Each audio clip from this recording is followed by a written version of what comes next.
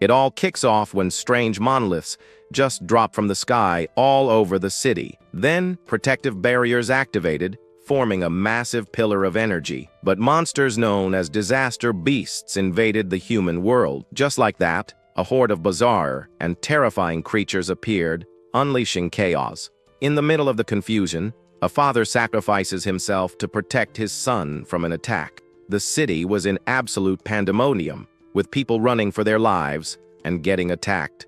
The blue, flamed creature couldn't have cared less and continued its violent rampage. Next, it launches an energy blast right at the boy's mother. She also sacrifices herself for her son, Itsuki Tenma, and begs him to run. Suddenly, our MC wakes up startled from that horrifying memory. A pink-haired girl notices he was spacing out and gives him a nudge. She asks if everything's okay, because he looked completely out of it. Right after, she looks concerned and asks why he was crying. His friend with the glasses shows up, joking that he always dozes off during assemblies.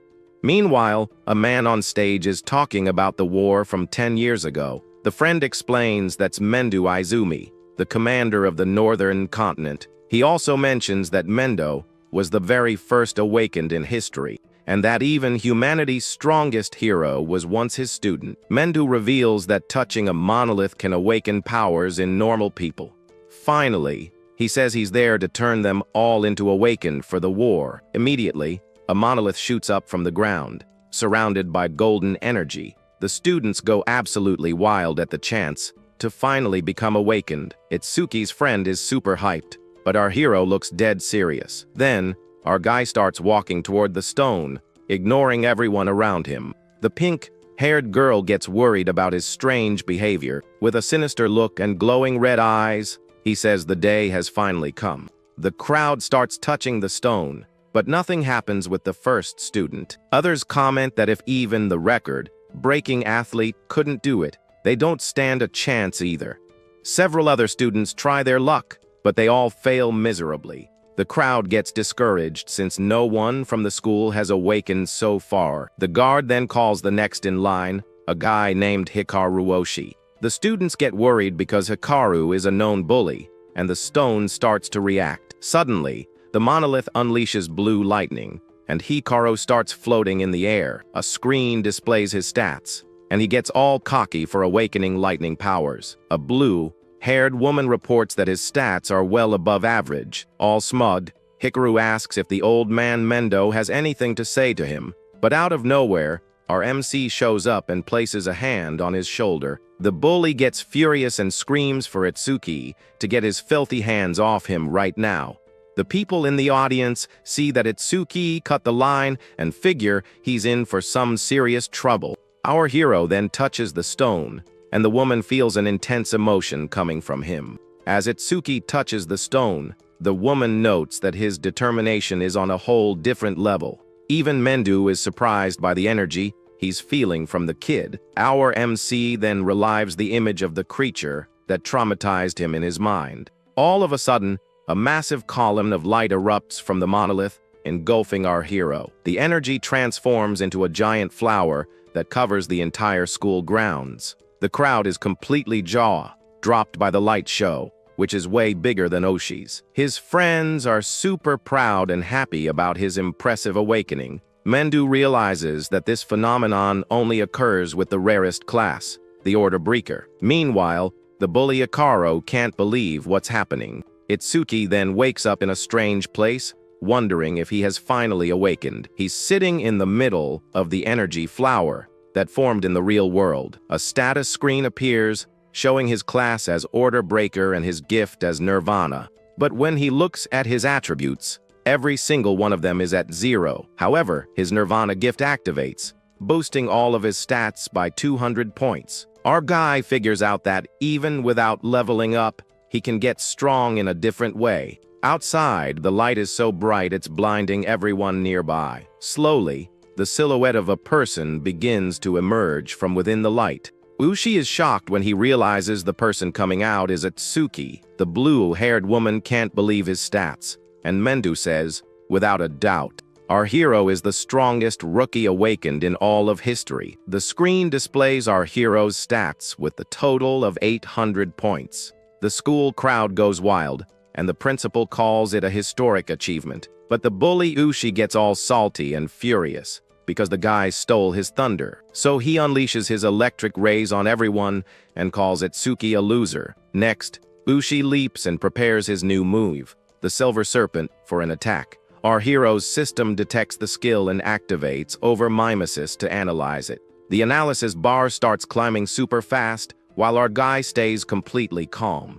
Suddenly, the lightning attack slams into the ground with full force, but doesn't hit anyone. Everyone's confused because they saw a flash, and then poof, Itsuki was just gone. Then, our MC appears behind Ushi, holding the bully's head. With a cold stare, he says Ushi is lucky to be human, otherwise, he'd be toast by now. The crowd just watches as the bully is paralyzed with fear while the analysis continues. With the analysis almost complete, our guy just stands there, chilling. Finally, the analysis hits 100%, and he learns Thunder Wave. Out of nowhere, a new flash appears, and some dude over there is thankful he's wearing sunglasses. The screen then shows that the analysis of the Silver Serpent was a complete success. Now, our MC is shrouded in blue lightning and looks even more powerful. Everyone is shocked because his lightning is brighter, and Ushi has no clue what's going on. His stats climb once again, and his total is now 840 points. Suddenly, the sky darkens,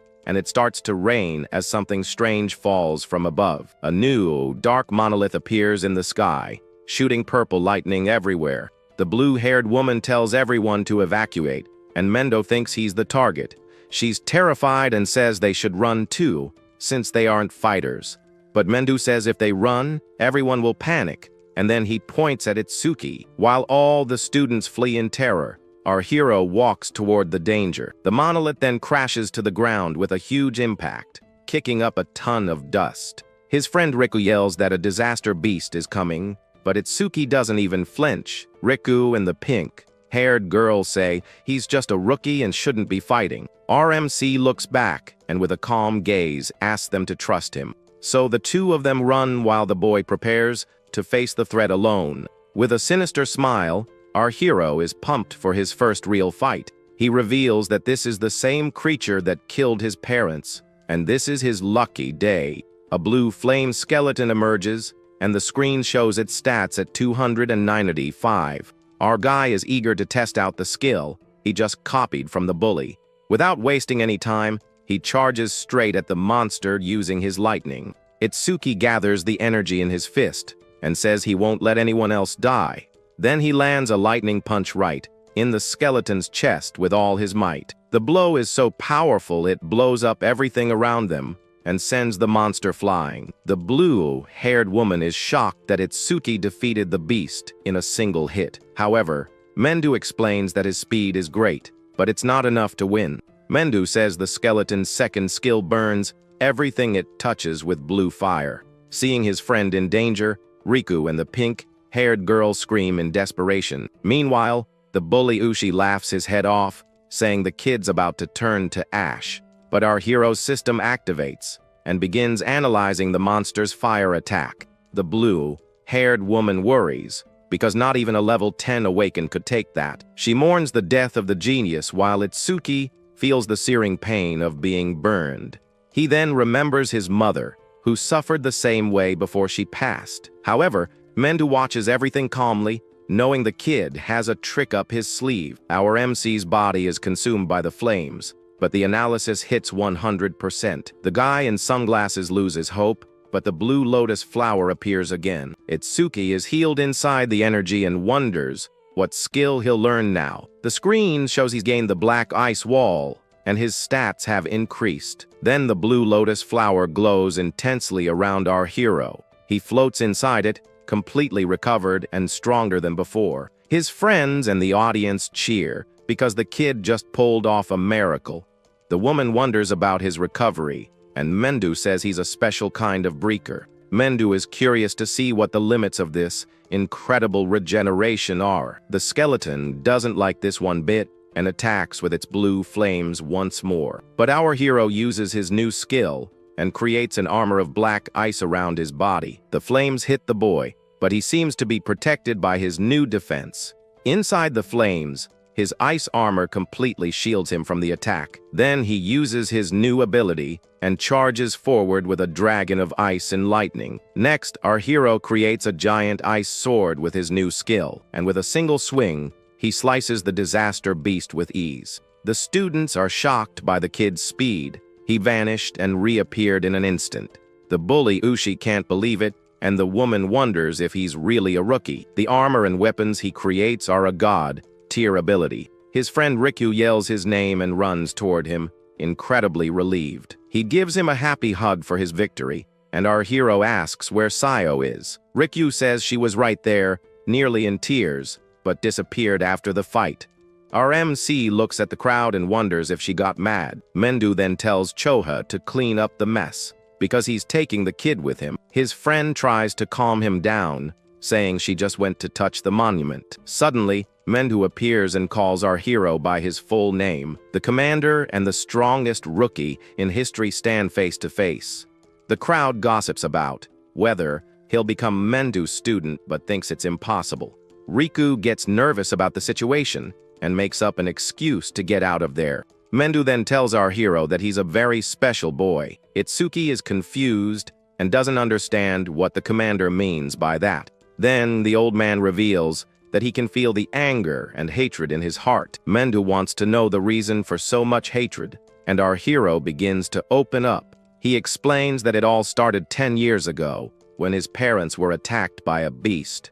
The image of his terrified younger self flashes back into his mind with full force. The boy says he almost didn't make it, but an awakens saved him just in time. Even so, he had to watch his mother be consumed by the blue flames. His past self could only scream for his mother, completely desperate. At that moment, the boy blamed himself for his parents' deaths and was devastated. But then he saw the creature that was the root of all evil right in front of him. With his eyes red with hatred, he swore that he would get his revenge one day, and with tears in his eyes, he yells that he's going to wipe out every single demon. The commander finds it strange that even with so much hatred, he can still cry. Itsuki says the tears remind him to never forget his goal. So Mendo invites him to be his student and join the Savior League. He explains that the League is an organization with the best awakened in the world. On top of that, members get weapons and a salary of 10,000 gold a month. However, the price is fighting on the front lines to protect the safety of the people. Our MC doesn't care about rewards or resources. What he wants most is the chance to fight the beasts on the front lines. Mendu says only the top 100 from a tournament can become saviors. Our guy then asks what the point record is so he can have a target. Mendu says the record is 115,000 points, set by some guy named Taiwajan. Our hero remembers that Taiwajan is the light of humanity and the strongest awakened. The old man warns that Jin is special, but that our guy has the potential to reach his level. With a determined look, our hero says he's going to surpass this Taiwajan guy. The commander observes the boy with a very serious look. He thinks that the youth are following Itsuki, but that's not enough to win the war. The old man hopes that someone will surpass him, like a new sun rising on the horizon. Mendo then smiles, because the sun he had been waiting for has finally appeared. Our MC looks at a giant building and asks what it is.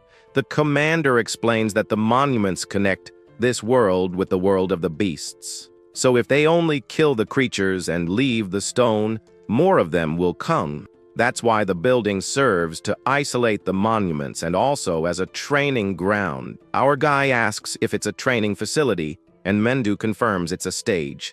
But he warns that the beasts there are strong, which is why the place is called the Rookie Graveyard. The old man reveals that Jin's record was 3 minutes and 14 seconds. Then he challenges the boy to clear it in under 3 minutes to become his student. In the building, the crowd sees Mendo and wonders who the rookie next to him is. Our guy then wonders if this Taiwajan dude is really that famous. He looks at a panel and sees that the stage's beast level is 10. Meanwhile, the crowd comments that he's a rookie, and must just be there to hit on girls. Our hero ignores everyone and goes to the receptionist to enter the stage. The woman asks how many people are entering, and he replies that it's just him. He just stands there in front of her, waiting to be let into the challenge. She gets irritated and thinks he's joking, since the place is extremely dangerous. The crowd around them starts laughing, thinking he's getting shot down by the girl. Itsuki then says she's got it all wrong, as he has no interest in her. She doesn't believe him and offers her number, just to get him to leave and stop pretending. With a dark look, he tells her not to make him repeat himself and to just let him in. Startled, she hands over the bracelet, and he complains that she should have just done that in the first place. People call him an idiot for being level 0 and trying a level 10 stage. One of the guys there says that even with a special gift, his level is still way too low. Our MC then walks to the gate to scan his bracelet. His entry is approved, and the system grants access to awakened Itsuki Tenma. He gets ready and says the promise is to finish everything in under 3 minutes. Then, a timer on the screen starts counting up from 0, and just like that, our guy unleashes his power aura, his eyes glowing. Inside the stage, our hero runs toward a giant monolith. With a focused look, he braces himself as he senses something approaching.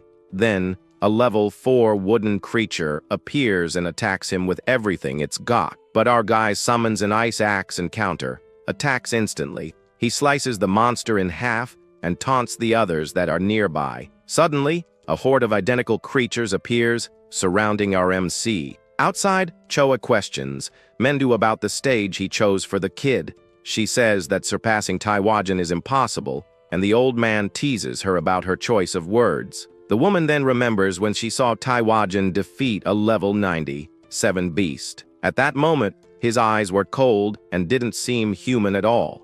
She says those were the eyes of a god with immense power. Mendu agrees that the boy has potential, but is still a diamond in the rough, because if Taiwajan is a god, our hero is a demon driven by hatred. Meanwhile, Itsuki defeats the creature and notes that it was way too weak. Suddenly, a much larger, shadowy creature emerges from the shadows behind him. Our MC doesn't waste any time and attacks the new monster with his ice. He defeats the beast easily and wonders if that was all there was to the challenge. However, the system activates and detects a regeneration skill on the monster. The analysis of the ability begins, and our hero senses something is off. The monster regenerates and attacks with several vines aimed at the boy. The screen shows that the monster is now level 10, and our hero sees this won't be easy, so he uses his black ice wall to defend himself from the vine attack. The boy figures he needs to deal a massive amount of damage to stop the regeneration, so he dodges and cuts several vines with his ice blades. Next, our hero lands a powerful vertical strike right on top of the creature. The creature is split in half by the attack, but still isn't defeated. With a wicked smile, he says he's going to dice the monster up so it can't heal anymore. Then our MC uses his ice weapon to separate the two halves. With that, the monster explodes into countless pieces, and dust flies up everywhere. He's getting tired, as using the ice for so long is draining his mana. But suddenly, the creature begins to regenerate again from the pieces. The monster attacks him, and even after all that, it's still not gone for good. However, our hero notices that with each defense, the analysis percentage increases. He comes up with a plan to use his lightning and keep his distance until the analysis is complete. The analysis is at 75%, but his time is almost up, so he decides to use both lightning and ice together to speed up the process. Our guy knows that if his mana runs out before the analysis is done, it's game over for him. Even while taking hits, he stays focused as the analysis reaches 80%. He thinks that if he goes down here, it just means he wasn't strong enough. With his eyes glowing red, he prepares to unleash his most powerful attack. With one last effort, he attacks the monster but ends up getting pierced. Our guy is exhausted and has no strength left to continue fighting. His mana is depleted, but the system's analysis reaches 99%. However, he notices that Mimesis doesn't require mana and declares that victory is his. Then the analysis completes, and he learns the skill Lotus Explosion. The new ability deals area, of effect damage and scales with mana consumption. Plus, it heals his wounds and increases his stats by 20 points. Our hero then prepares to activate his new and powerful ability. He brings his hands together and unleashes the full power of the Lotus Explosion. A huge fiery explosion completely consumes the creature. The monster is disintegrated, leaving nothing but dust and ashes. Our MC thinks the new skill is pretty strong and is satisfied with the result. He notices that Mimas has also restored his mana and cleared the entire area. Through the smoke, our guy sees a glowing green crystal on the ground. Outside, the receptionist is freaking out because time is running out. Choa also thinks it's impossible for him to win in under 3 minutes. But suddenly, the challenge screen turns green and shows a new record. Her jaw drops, and she can't believe what she's seeing. The screen then shows that he completed the challenge in 2 minutes and 14 seconds. Our hero stumbles out of the portal and collapses on the floor, exhausted after breaking the record. The crowd is stunned that he survived and was a whole minute faster than Taiwajan. Our hero then turns to Mendu and asks if he'll be his instructor now. With a smile on his face, all bruised up, he finally calls him Professor. The old man says it was well done, and Choa notes that her father hasn't been this happy in a long time. The crowd now understands how he broke the record, but still doubts his potential. The receptionist comes over with a gift and apologizes for being so rude to him. He accepts the box and says he gets it, since a level 0 rookie did seem pretty reckless. Our guy thanks her for her concern, and the woman gets all flustered by the compliment.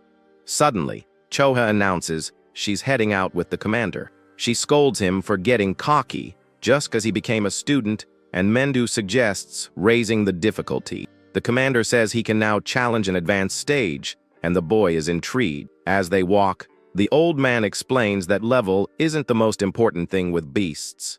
He reveals that the main factor determining their strength is their species, because there are species with intelligence equal to or even greater than humans. Choa adds that only humans have jobs based on their species. She explains that these are the advanced stages, and his next destination is District 4. With a dark look, our hero asks if intelligent beasts feel pain. A terrifying aura emanates from him, and Choa gets scared, not understanding what he's thinking. The crowd comments that everyone who went to District 4 vanished because of some guy named Reiji. A guy says his name out loud, and his friend shushes him, saying they could get erased. Elsewhere, a guy named Reiji Kinoshido is relaxing while an old man shines his shoe. A huge brute asks when he's going to leave, and Reiji says the stages belong to him. With an arrogant smirk, he says that waiting in line is for common folk. Meanwhile, our hero opens the box he received and sees a shiny crystal inside. Later,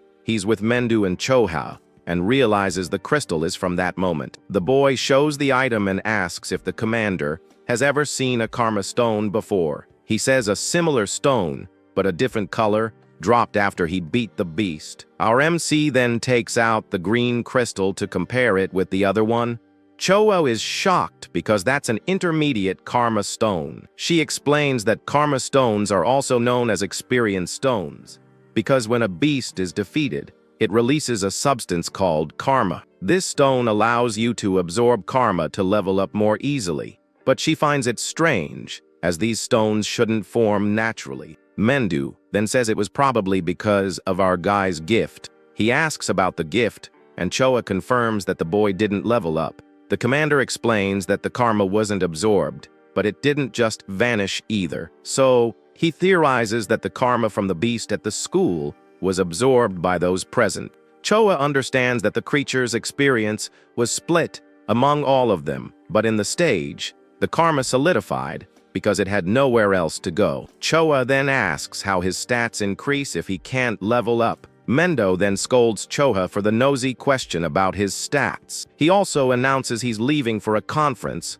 and that Choha will look after the boy. Then the old man gives 4 orders, like keeping everything a secret and clearing 6 stages. With a smile, our hero accepts the orders and says goodbye to his new master. In District 4, some guys in suits are blocking other Awaken from entering. 2 guys are furious and say They're not going anywhere just because he's rich. One of them threatens to report everything to the guild, but a hulking brute emerges from the shadows. Suddenly, the big guy attacks one of the young men with a super fast punch. He continues the assault with a barrage of blows, giving the poor guy no chance to fight back.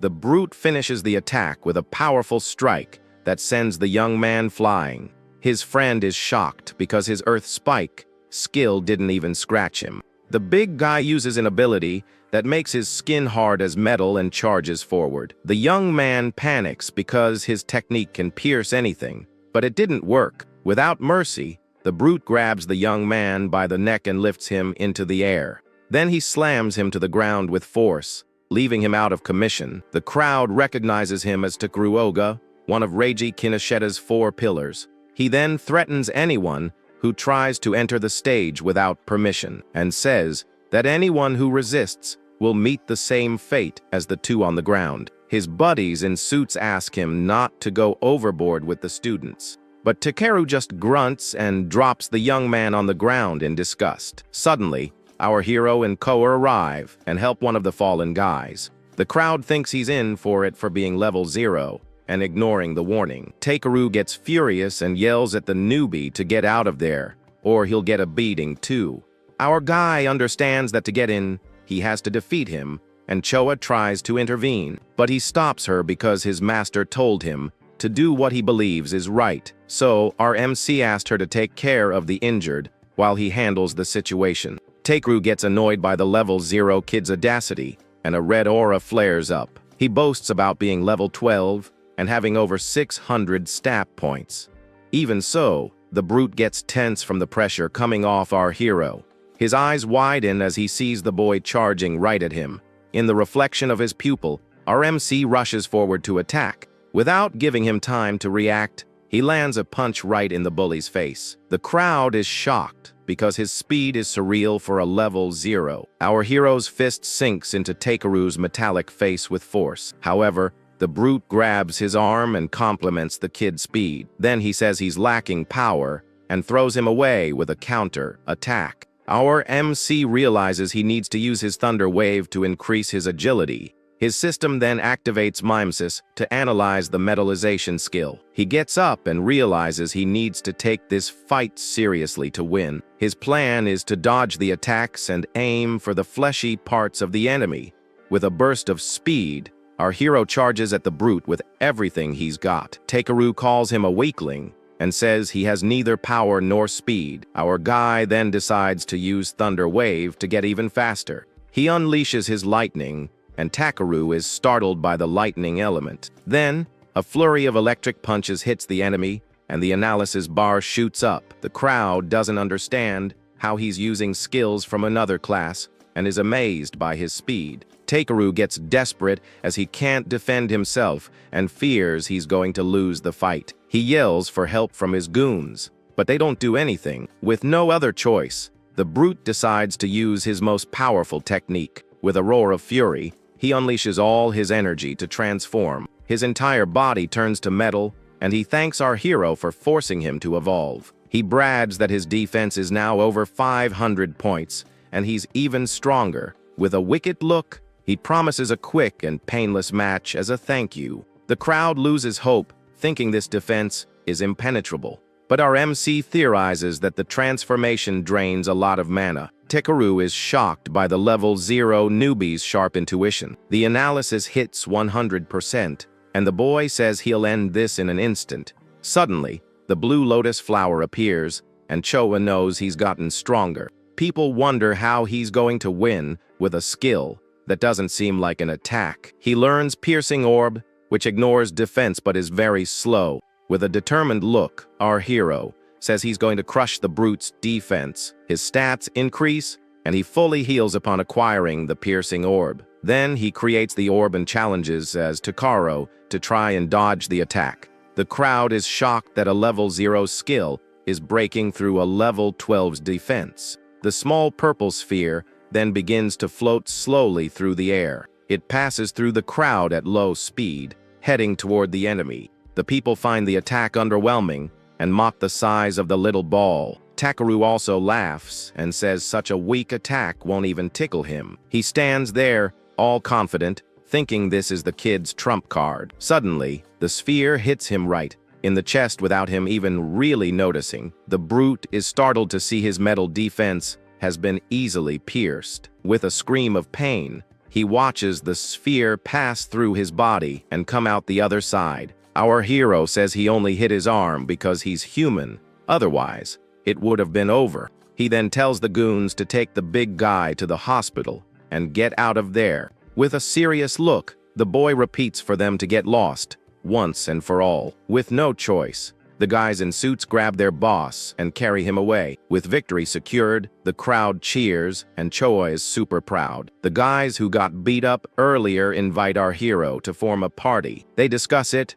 as the beasts in there have a defense as high as Takaru's. Our guy understands that the stage is perfect for making his new skill faster. The guys are confused and ask which option he's going to choose. With a serious look, our hero says he'd rather go into the stage alone. They think he's getting cocky, just because he beat Takaru's brute.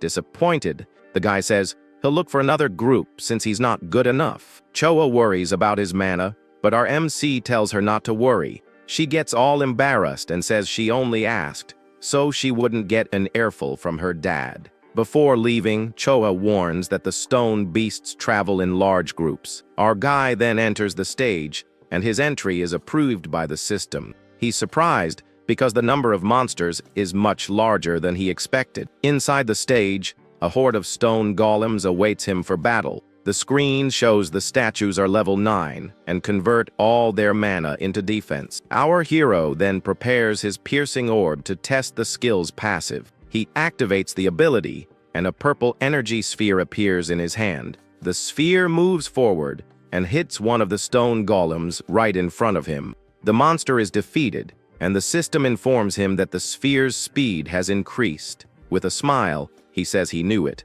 because the skill's passive effect worked.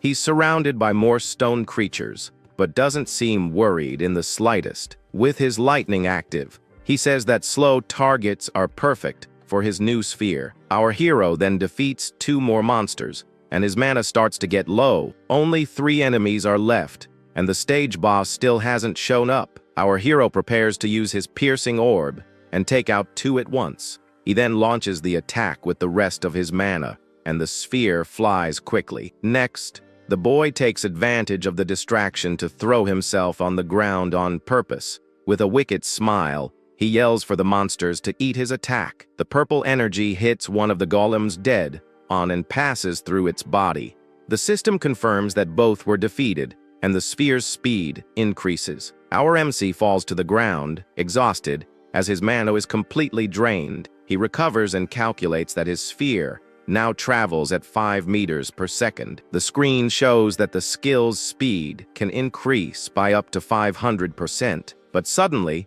the ground trembles, and a giant foot stomps the earth in front of him. The impact kicks up a cloud of dust, and the boy is instantly on alert. Then the stage boss emerges and activates its gigantification skill. Its stats are level 15 with a total of 777 points. Our hero is shocked by its size and uses his lightning to increase his agility. He runs up the giant's body and wonders if his sphere can pierce it. With a plan in mind, he decides he's going to aim for the monster's head. Then our guy leaps toward the golem's face and finds an opening, but he realizes the sphere is too small and might not do much damage. The giant then turns its head and prepares to attack our hero in mid-air. With no way to dodge, the boy sees that the situation has gotten pretty ugly for him. At the last second, our hero uses his black wall to defend against the attack. The impact throws him to the ground with full force,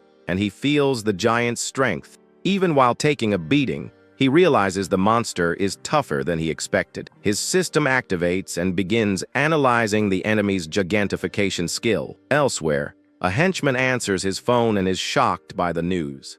Reiji Kinoshita gets annoyed by the noise and tells the guy to be quiet. The henchman apologizes, and Reiji asks what all the fuss is about. He then reports that someone defeated Takeru and forced their way into the stage. Reiji is furious because his lackey is always bragging about his impenetrable defense. His henchman says no one above level 30 would have time to go there. He also thinks it's impossible for a level 10 rookie to defeat the brute. But Reiji cuts him off and says they're going there to handle the situation. With a furious look, he tells the henchman to get a move on and not to make him repeat himself. The guy obeys instantly, and Reiji gets ready to go and teach them a lesson. He puts on his coat and swears he'll make the intruders regret messing with him. Back to the fight, the analysis reaches 100%, and the boy is relieved. The blue lotus flower appears on the giant's head and shines brightly. The analysis of gigantification finishes, but he doesn't gain a new skill. Instead, his piercing orb levels up and gains new effects. Now he can increase the sphere's size, and the speed buff has been doubled. With a smile, our hero says it's time to test out his new ability. His stats increase by another 20 points, and he fully heals again. He then uses all his mana to create the strongest piercing orb he can manage. The sphere's energy comes crashing down and hits the giant right in the middle of its head. The attack is so powerful it goes through the entire monster and opens a hole in the ground. With his mana at 0, he jokes, wondering if he went a little overboard. The system informs him that the golem has been defeated and the sphere's speed has doubled. He calculates that if he clears the stage 2 more times, his skill will be as fast as a car. Our hero then realizes that the passive effects of his skills are pretty useful, because the Lotus explosion increases the range of all his other abilities. With this, he dreams of one day being able to attack enemies from miles away. Outside, the screen shows the challenge was completed in 3 minutes. The crowd is shocked because a group of 5 would take over 10 minutes. They wonder how he's still level 0, and if the announcement was a mistake. Choa is impressed that he cleared the stage unscathed and broke the record again. She congratulates him on his speed, and he says it was easy since he could ignore the defense. A jade butterfly lands on his finger, and he asks what it is. Choa reveals that her job is a Shikigami user, and the butterfly is hers. Our hero is enchanted by the Shikigami's beauty, as it's the first time he's seen one. He then takes the opportunity to ask what other types of jobs exist. Chohao explains that jobs are divided into 4 main categories. The first are elementalists, who manipulate one of the 7 elements of nature. The bully from school was one of them, with the power of the lightning element. And Takaru, whom he just defeated, was a metal-type elementalist. The second type are Shikigami users, who summon creatures to fight for them. Choa says her Shikigami has been with her since she was born as an awakened. She then asks if he has any questions about the first 2 classes. Our hero notices that her Shikigami is level 15, and she's only level 6. Choa gets embarrassed by the comment and wonders if he has no sense of subtlety. She explains that Shikimis also absorb experience and level up. With a dark look, he concludes that it's easier to target the human in a fight. Choha gets scared by the negative aura coming from him and wonders what's wrong. Our guy then asks her to continue, since she's only introduced 2 classes. The third class is the most mysterious, as there's very little information about it. Choa reveals that this is our hero's class, the Order Breaker, and the reason for the mystery is that each one of them has completely different abilities. There are Breakers who can control their body size and even create infinite clones. On top of that, the skills of this class are Z rank, above the S rank of the others. Because of these exclusive skills, if an enemy discovers the ability, the weapon is lost. Choa then says that he is in irregular existence, even among the Breakers. Our hero then says the professor isn't here, so there's no problem talking. He asks about the last class, and Choa builds up the suspense before answering. With a smile, she says this is punishment for him not telling her anything about himself. He accepts it, and she changes the subject, saying the student he saved is fine. She asks what he's going to do now, and the boy says he wants to clear more stages. Choha warns him that stages have a cooldown time of at least 2 days. He's surprised and understands why that Kinoshita guy can monopolize the stages. Our MC then asks if there's a stage with lots of monsters for leveling up. With a mischievous smile, she says she knows the perfect place for him. She takes him to the Locust Desert, a place with over 1,000 monsters. Cho-ha warns him that without an area of effect skill, it'll be tough, but he accepts the challenge. He remembers that he hasn't used Lotus Explosion in front of her yet.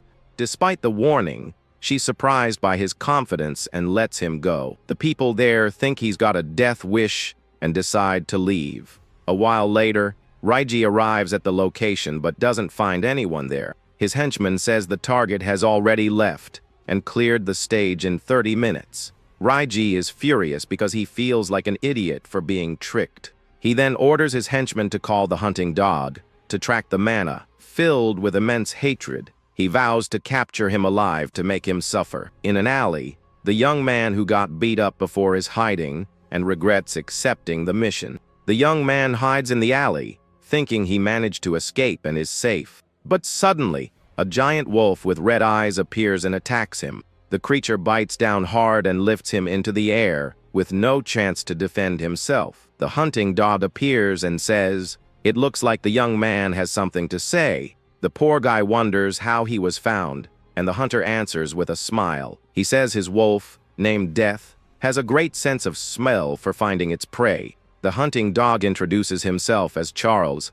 and reveals that his wolf can sense death. The young man begs for his life and cries desperately, asking not to be killed. But Charles says he can't, because Kinoshita would be mad at him. With a sinister look, he says that Death hasn't eaten human flesh in a long time. Then he tells his wolf to enjoy the meal, and the beast lunges at him. After it's all over, Charles congratulates his wolf for finally leveling up. The screen shows his Shikigami is now level 16 with new abilities.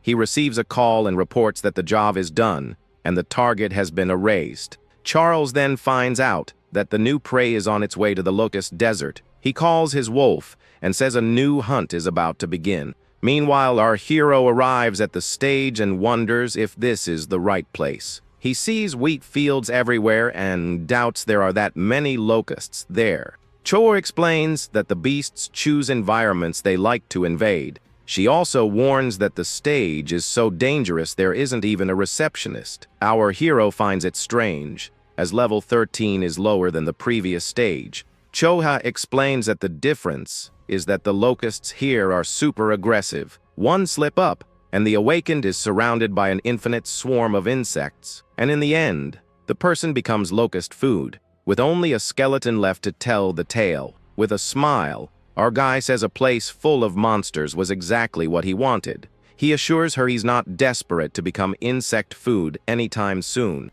Choa sees his confidence and watches him enter the stage portal alone. She thinks that if he doesn't make it, it's not her fault since she told him everything she knew. But suddenly, the woman remembers she forgot to warn him about the infinite respawn. Desperate, she decides to enter the stage to warn him before it's too late. However, when she turns around, the hunting dog and his wolf appear in front of her. With a sinister smile, Charles says he's looking for someone there. Inside the stage, our hero complains about the mess and gets ready to fight. He calls out to the pests and says, "It's time to start the extermination." A scarecrow in the middle of the field attracts a swarm of giant locusts. The screen shows they are level 1 and 2 but meet the requirements. RMC sees the absurd number of insects flying in his direction, but for him, this is perfect, as it will make his job much easier. So he creates a fire lotus and prepares to use his area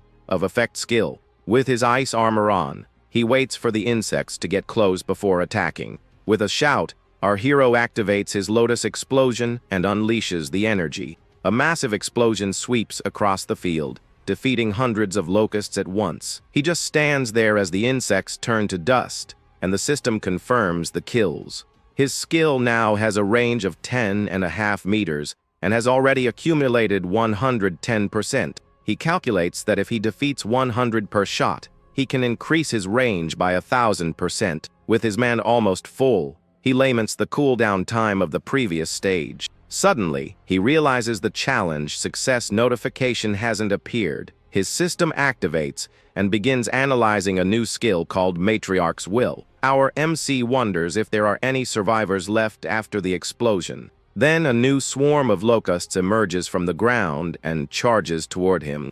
He scolds himself for thinking there wouldn't be a boss in the stage. Luckily, he can increase the skill's range, but he doesn't know where the boss is. With no other choice, he decides to keep eliminating the small fry until the big boss shows up. With another explosion, he defeats another wave of insects and increases his bonus. His skill now has a diameter of 16 meters, and he's impressed with the effect. But even after so many swarms, the stage boss still hasn't made an appearance. Suddenly, he sees several locust eggs hatching underground, and right after, a new swarm of insects erupts from the earth to attack. The analysis of the new skill is at 27%, and he continues to fight. As his mana depletes, he calculates that he only has 9 more explosions left. With his ice armor, our hero says it doesn't matter how many times they come back. He swears he will exterminate every last locust that dares to appear. Then he unleashes another lotus explosion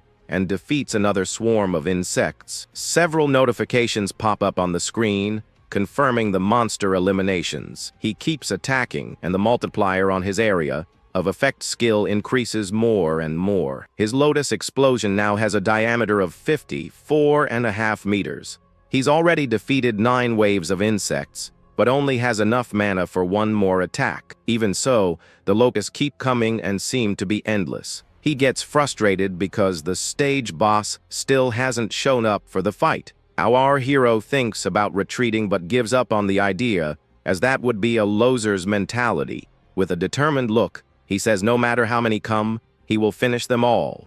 Then he launches his final lotus explosion and uses the rest of his mana. Exhausted, he kneels on the ground and realizes his energy is at its end. But to his surprise, the number of locusts hasn't decreased 1 bit. The skill analysis is at 91%, and he notices a pattern. Suddenly, he understands that the boss's ability is infinite procreation. The screen then shows the locust queen, who can lay eggs in massive quantities.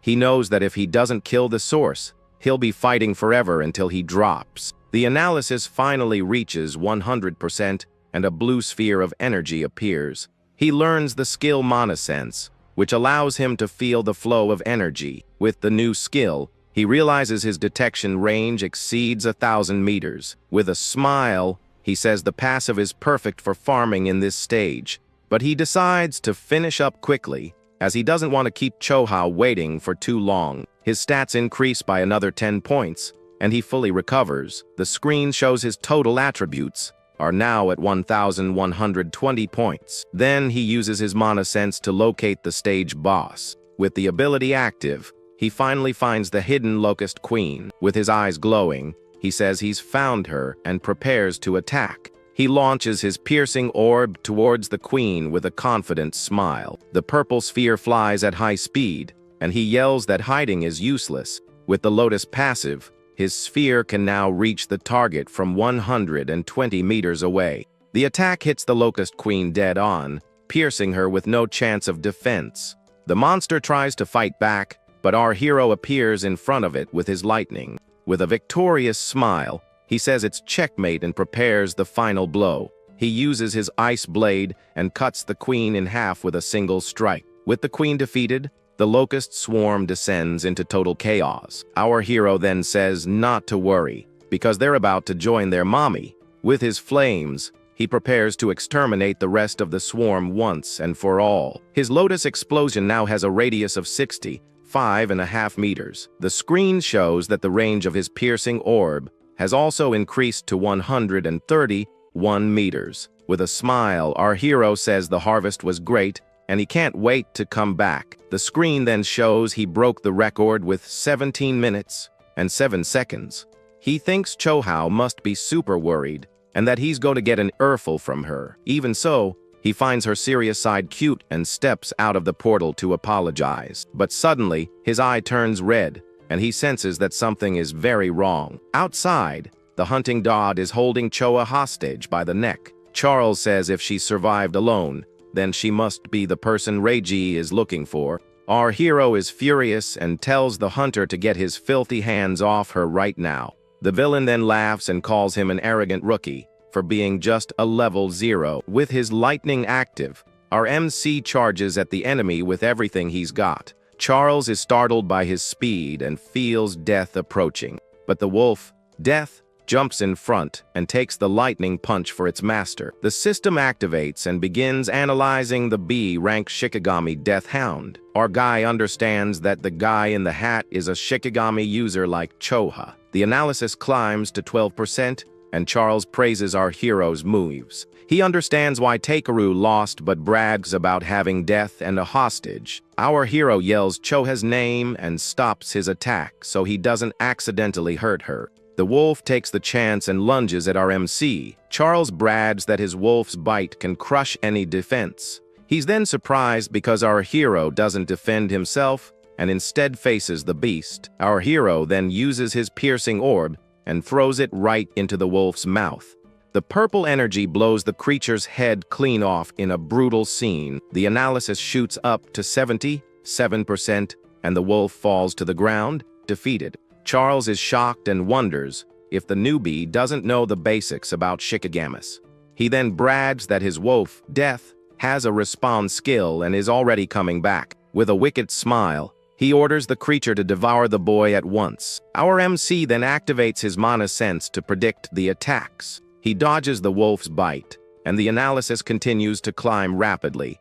His plan is to finish the copy without the blue lotus appearing and revealing his gift. Charles gets tense because he's fast and has a powerful detection skill. Unable to land a hit, the villain threatens Choha to make him stop fighting. Our guy gets worried because he needs time for the analysis to reach 100%. Finally, the copy is complete, and he learns the skill Shikigami Devourer. It allows him to control B, rank or lower Shikigamis just by touching them. His stats increase by another 20 points, but the healing effect fails.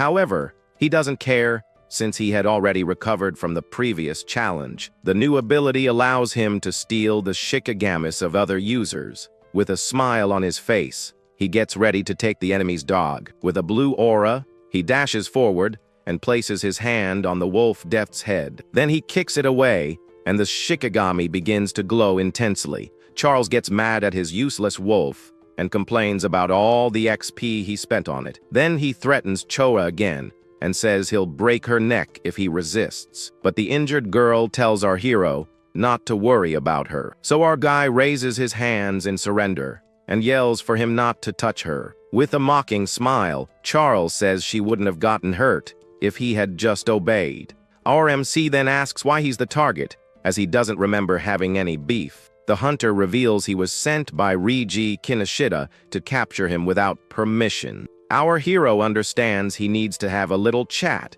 with this Reiji guy. Charles then threatens him and tells his wolf to rip the boy's legs off without mercy. Without a second thought, the villain orders his dog Death to attack with all its might. He yells for the wolf to prove it's worthy of being his Shikigami once and for all. However, the dog Death now bears the lotus mark and bites its former master hard. With his speed, our hero seizes the chance and rescues Choha, carrying her in his arms. Charles screams in pain and doesn't understand why his own Shikigami attacked him. Our MC then calls the wolf a good boy, and it stands by his side.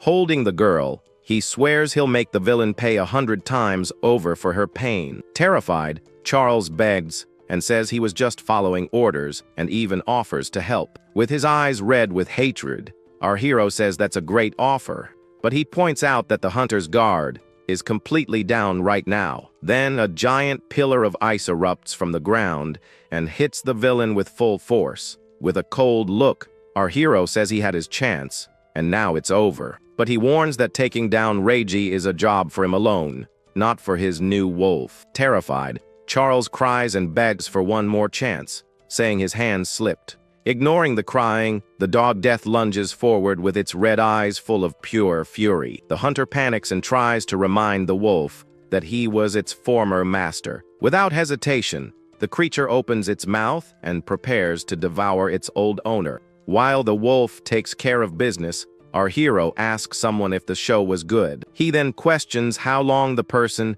is going to stay hidden over there. And on a bridge a short distance away, a mysterious figure was watching everything from the sidelines. Suddenly, a mysterious guy shows up and says he's finally found them. Our hero holds Choa close and asks if he's friends with the guy the wolf had for lunch. The guy panics, insisting he's not an enemy and just wants him to listen. Itsuki couldn't care less and tells his wolf, Grim, to follow him after it finishes its meal.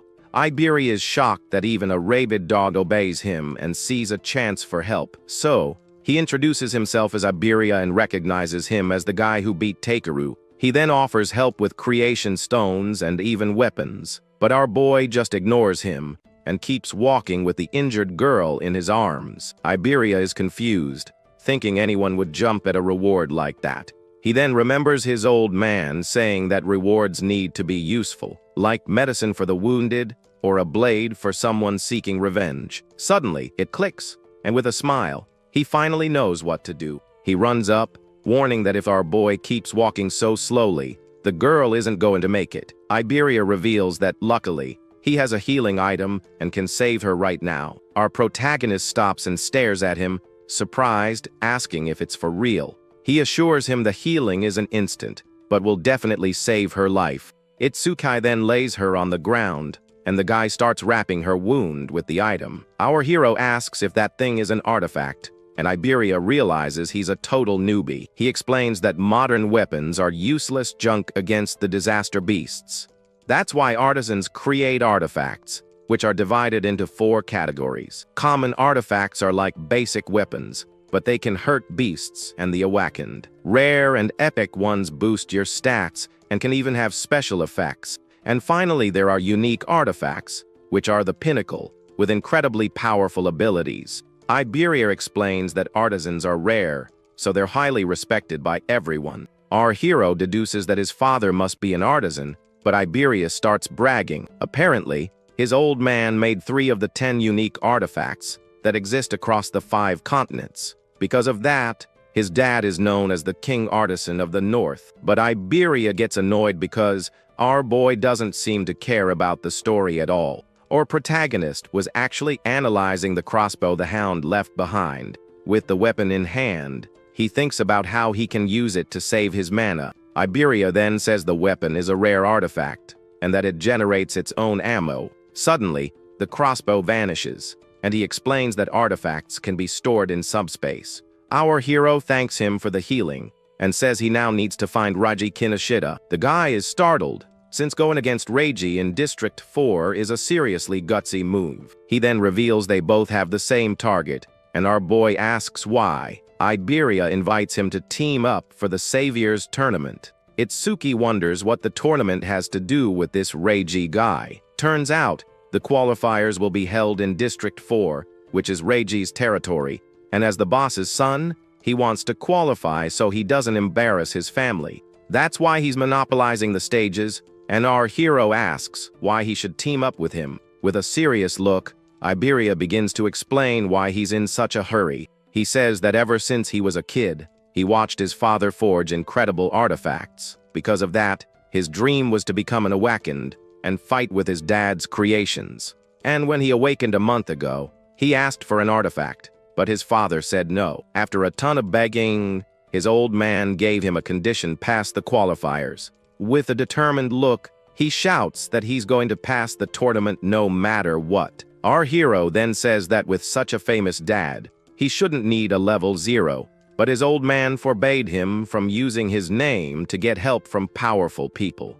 On top of that, Reiji has already bought out almost all the good participants for his team. So, he heard about the newbie who beat Takaru and tracked him down to here. Our protagonist agrees to the partnership, but says he needs to get Choa to a hospital. Iberia gets super excited and starts thinking of a name for their new duo. Our hero thinks he's a real pain in the neck, since he talks even more than his friend Riku. Meanwhile, Riku and Sayo are training somewhere else. The guy sneezes and figures someone must be talking about him right then. Sayo then asks how long it's been since the attack, and if he's doing okay. Her friend teases her for being so worried about our hero and not visiting him. With a red face, Sayo gets mad and attacks Riku with her water ability. He accuses her of a low blow but the girl says it was his own fault for letting his guard down. Suddenly, their master appears and tells them to stop messing around because the tournament is approaching. Sayo is excited to fight other Awakened, and Riku wants to check out District 4. Elsewhere, a henchman opens a briefcase filled with creation stones. Raiji Kinoshita picks one up and finds it odd that the hound is late. Angrily, he uses the stone to gain XP and calls it useless junk. Then he tells them to forget about the hound, because the qualifiers are the priority. His goon reports that they've already recruited 887 participants. With a satisfied smile, Reiji says he's the only reliable guy he has. He then uses the last stone and finally manages to level up. Now at level 12, he gets ready to crush all these peasants. Outside a hospital, our hero stands before a mysterious figure. Our boy apologizes, saying it was his fault Choa got hurt like that. The figure then asks if he wants him to take care of the one responsible for everything. But with a determined look, our hero says that Reiji is his problem to deal with. The mysterious man agrees and asks him to fill him in on the details later. Iberia understands why our boy wasn't impressed by his father. The commander is his master. Later, our hero tells Choha that he's entering the tournament with Iberia. The girl says she's already recovered, thanks to her butterfly and the rare artifact. The mysterious man then recognizes the bandage and deduces that Iberia is Aiden's son. The guy is shocked that he knows about artifacts, and even his father. With a confident smile, he gets flustered and says that he's actually Aiden's father. The mysterious man tells him he's got it all backward, and Iberia's jaw drops. Completely embarrassed, he corrects himself and says that Aiden is, in fact, his father. The man thanks him for saving his daughter and says he'll visit him later. He then tells the two of them to get ready because he and Choha are going to watch the tournament. Excited, the boys say their goodbyes and promise they'll pass the qualifiers. Choa then comments that her father really seems to like our hero. Mendo reveals that because of his trauma, the boy has a strong self-destructive streak. But that impulse gets weaker when he has someone nearby to protect. That's why the commander placed his own daughter by our protagonist's side. Her mission is to become the person he wants to protect, and also his weakness. He then reveals that the attack at the school wasn't an accident, but was planned. The future of humanity is bleak, as the number of traitors is on the rise. However, he believes that our hero will definitely brighten that future, and that one day, he will become the true beacon of hope for everyone. The next day, the Saviors tournament finally kicks off in District 4. The crowd is blown away by the number of people, as the turnout suddenly doubled. Raiji is furious because Old Man Mendo's visit ruined all his plans. Riku and Sayo see Reiji's allies wearing red armbands and wonder if it's a new trend. A man named Soryu Fujiwara then takes the stage and starts explaining the rules. The arena is split into two areas, and each team starts at a different point. Fujiwara explains that the first phase is a race to the inner area. Everyone's bracelet will record their time and their placement in the rankings.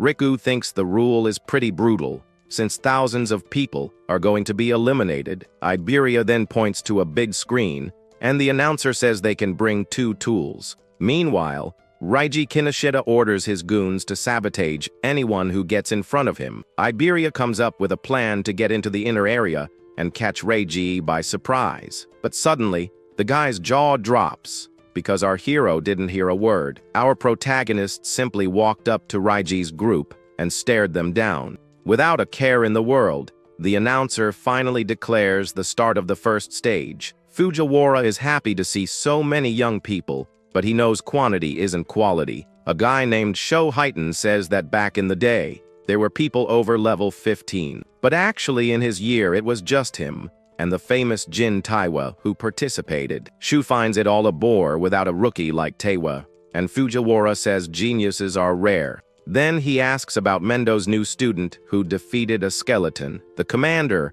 who was there in disguise, confirms that the rumor is true. Shu gets super excited to meet the new prodigy and asks where he is. Fujiwara then starts searching for the kid on his tablet to find out. He dismisses Riku because his metal gift is mediocre, and he's only level 10. Sayo isn't the one either, since she's a support elementalist.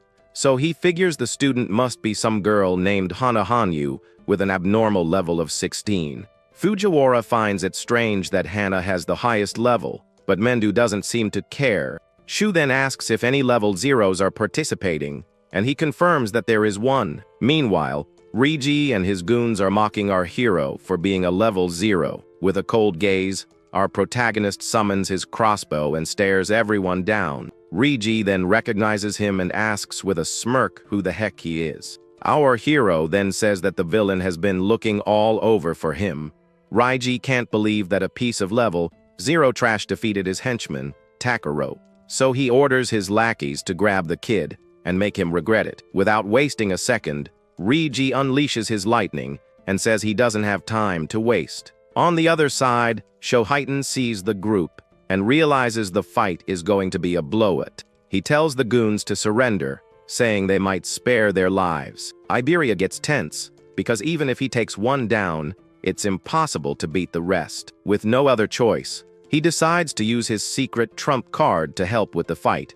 One of Reiji's goons approaches and mocks our hero for being a level 0. With a cold look, our protagonist simply tells the guy to get out of his way. The goon is shocked by the kid's audacity and starts laughing his head off. But Shu likes his personality and says he'll save him if he's about to kick the bucket. The goon then charges forward, saying he's going to crack his head open to see what's inside. Our hero just smirks and braces for the enemy's imminent attack. Then he lands a solid punch right in the goon's face, sending him flying. With a cold glare, our hero repeats himself, "Get out of his way." Shu is stunned. He just defeated an enemy 7 levels stronger with a single blow. The other goons can't believe it and think he just caught the guy off guard. One of them then uses his fire skill, vowing to turn the kid into charcoal. The fireball speeds forward, and Iberia panics because he doesn't have time to use his artifact. The crowd thinks it's overkill to use such a strong attack against a mere level 0. But suddenly, one of the goons notices that something is very wrong here. Our hero then uses his black ice wall and defends against the attack. Iberia is impressed. He managed to block the fiery explosion. With a serious look, our protagonist tells the guy to stay away from him. His system informs him that his defense increased by 10% and his stats went up. He wants to test if the skill's passive activates by blocking the same attack twice. The goon is shocked because he's not a water elementalist, so he shouldn't be using ice. Our hero then challenges him to attack again, promising he won't defend himself. The enemy accepts the challenge and prepares to use his strongest move. With all his mana, he launches an even bigger wave of fire toward the boy. Our protagonist sees the attack and realizes that even though it's stronger, it's still just fire. The goons think that with this much power, he could rival a level 8. With not a drop of mana left, the enemy says the game is over for good. Suddenly, he sees something strange and yells that it's just impossible. With a cold stare, our hero asks if the goon really thinks he can escape. Another enemy then attacks him from behind, holding him with all his strength. Our boy doesn't even flinch and just stares at him with his black ice armor. The brute gets angry and says that if speed is his thing, then strength is his. The screen shows that the defense bonus was only 3%, not 34%. Our hero then understands that the ice passive doesn't stack against the same target. The goon comes up with a plan to drain his mana and leave him without his ice defense. Meanwhile, our protagonist realizes that Thunder Wave has the same limitation. Without wasting time, the brute attacks with a barrage of fireballs. A huge explosion happens, kicking up a ton of dust and smoke everywhere. Raiji sees that his 2 lackeys have been defeated and tells everyone to run. With an aura of lightning, our hero wonders who this guy really is. He then attacks the brute with his ice arm and ends his suffering. The enemy can't believe his attack was blocked and notices the ice's weakness. Our protagonist then vanishes and reappears in front of him in the blink of an eye. Iberia watches from a distance and sees that all the goons have been knocked out.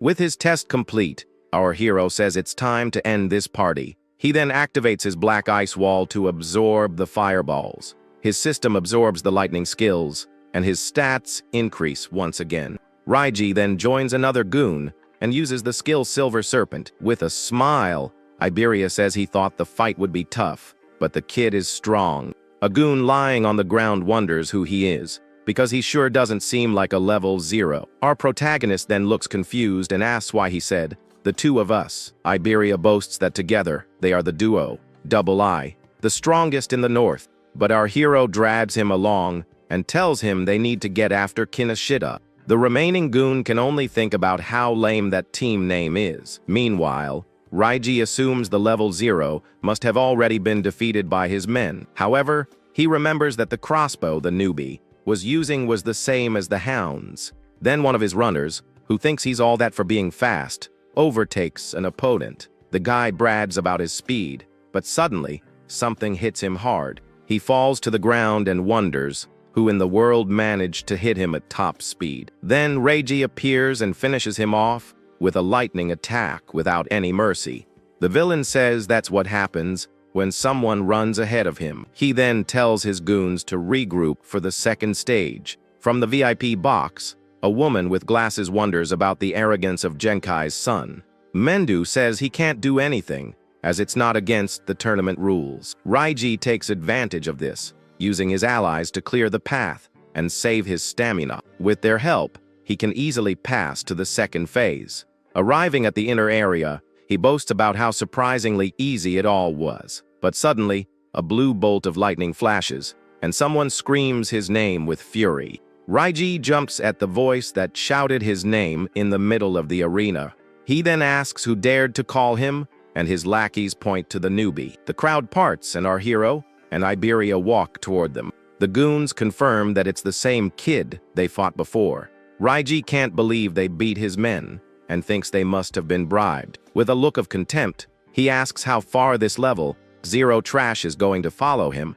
Our boy says he's not going anywhere until they settle things, but Raiji says he's busy and will leave some guys to keep them company. Then, the villain orders his army of goons to attack the duo with everything they've got. The lackeys get ready to teach the rude kid some manners. Iberia is terrified when he sees there are at least 100 enemies in front of him. However, our protagonist calmly just asks him to cover his ears. Suddenly, a massive wave of lightning erupts from our hero, hitting everyone. Raiji just watches the scene with a serious look, showing no reaction. The electric attack is so powerful it sends all the goons flying. Both Raiji and Iberia are completely stunned by the power of that ability. Our boy then says his last words weren't properly understood. With a cold stare, he repeats that Raiji isn't going anywhere until they settle their score. Meanwhile, Riku and Sayo arrive in the inner area, taking 4th and 5th place. The guy is shocked because even though they were fast, others were even better. Ahead of them are Garuo in 3rd and Shianagami in 2nd place. But the first place finisher is Hana Hanyu, a level 16 girl. Sayo and Riku start worrying about Itsuki, but suddenly they see someone flying through the air. The pink-haired girl's jaw drops at the unexpected sight. Right after, Iberia crashes hard onto the ground, landing in 6th place. All busted up on the floor, all he can do is scream our hero's name. His friends hear the scream and wonder if they really heard Itsuki's name. Riku then recognizes his friend's silhouette and says there's no doubt about it. With a serious look, our boy stares down Raiji and says he's not going anywhere. From the VIP box, Fujiwara wonders why the rookie is so obsessed with Raiji. Mendu then asks Heighten to help the boy out if he runs into trouble. Heighten is impressed by the speed and wonders if he could ever be that fast. One of Reiji's goons gets ticked off and tells our hero to get ready. He says this isn't a battle, but the execution of our main character. In other words, it's a 100 against 1 beatdown to take the kid out. Our hero then reveals that his revenge is the top priority right now. Raiji flies into a rage, and with his red eyes, he orders everyone to attack. Then all the henchmen charge towards our hero at once. One of the goons rushes forward with his fire punch, swearing our hero's head is his. But our boy catches the flaming fist with his bare hand, leaving the enemy in shock. He then throws him over his shoulder with incredible strength. The goon lands headfirst on the ground and is defeated in a single move. The others are terrified, wondering how he lost to a level 0. With a calm expression, our hero accepts the challenge, and the system activates. He then says it's time to end this nonsense, and activates his lotus. A massive fire explosion consumes all the henchmen at once. The wave of flames sweeps across the arena, sending everyone flying. His friends are stunned, wondering if that was really Itsuki's skill. The other competitors are also shocked by the power of the explosion. Even the first-place finisher Hanahanyu watches the scene in silence. In the VIP box, Fujiwara can't believe a level 0 did that and used skills from another class. Choa now understands his confidence back in the desert. He had an area of effect skill. Our hero then reveals he only used 30% of his power, so he wouldn't wipe anyone out. He stands amidst the smoke with all the fallen henchmen around him. With his eyes glowing blue, he glares at Reiji and says, "Now, it's just you." Reiji is terrified, unable to believe he defeated over 100 people. Our protagonist then says he's going to return all the pain his friend felt. Reiji gets furious and unleashes his power, saying they're on completely different levels. With a shout, Reiji launches his thunder cannon, and our hero's system begins to analyze it. But our boy easily dodges and lands a blow on the villain's back. Reiji is shocked by his speed and realizes there's no way he can win this fight. Desperate, he screams for his bodyguard, some guy named 40, to save him. The behemoth then gets ready to break the rules and help his boss. With a smirk, the villain says the kid is about to be turned into mincemeat, since 40 is level 35. In the VIP box, Mendu tells Heighten to go, and the young man obeys instantly. Our hero uses his senses and detects someone approaching at high speed. And it's not just one person, as another guy shows up for the brawl. The big guy then lands with a thud, kicking up a cloud of dust. With a focused gaze, our boy observes the new enemies who have arrived. Heighten then grabs Reiji's goon and tells our hero to continue what he was doing. With a look of pure hatred, our protagonist says the villain's lifeline has just run out. Terrified, Reiji tries to use his family's name to intimidate the kid, but with a furious roar, he gets slammed to the ground and is knocked out cold. With the villain defeated, our hero says that was for Ajaha. From the VIP box, a girl with glasses blushes at the boy's victory. Fujiwara finds it odd and asks why she's looking in that direction. Our protagonist then purposely pauses the analysis at 99%.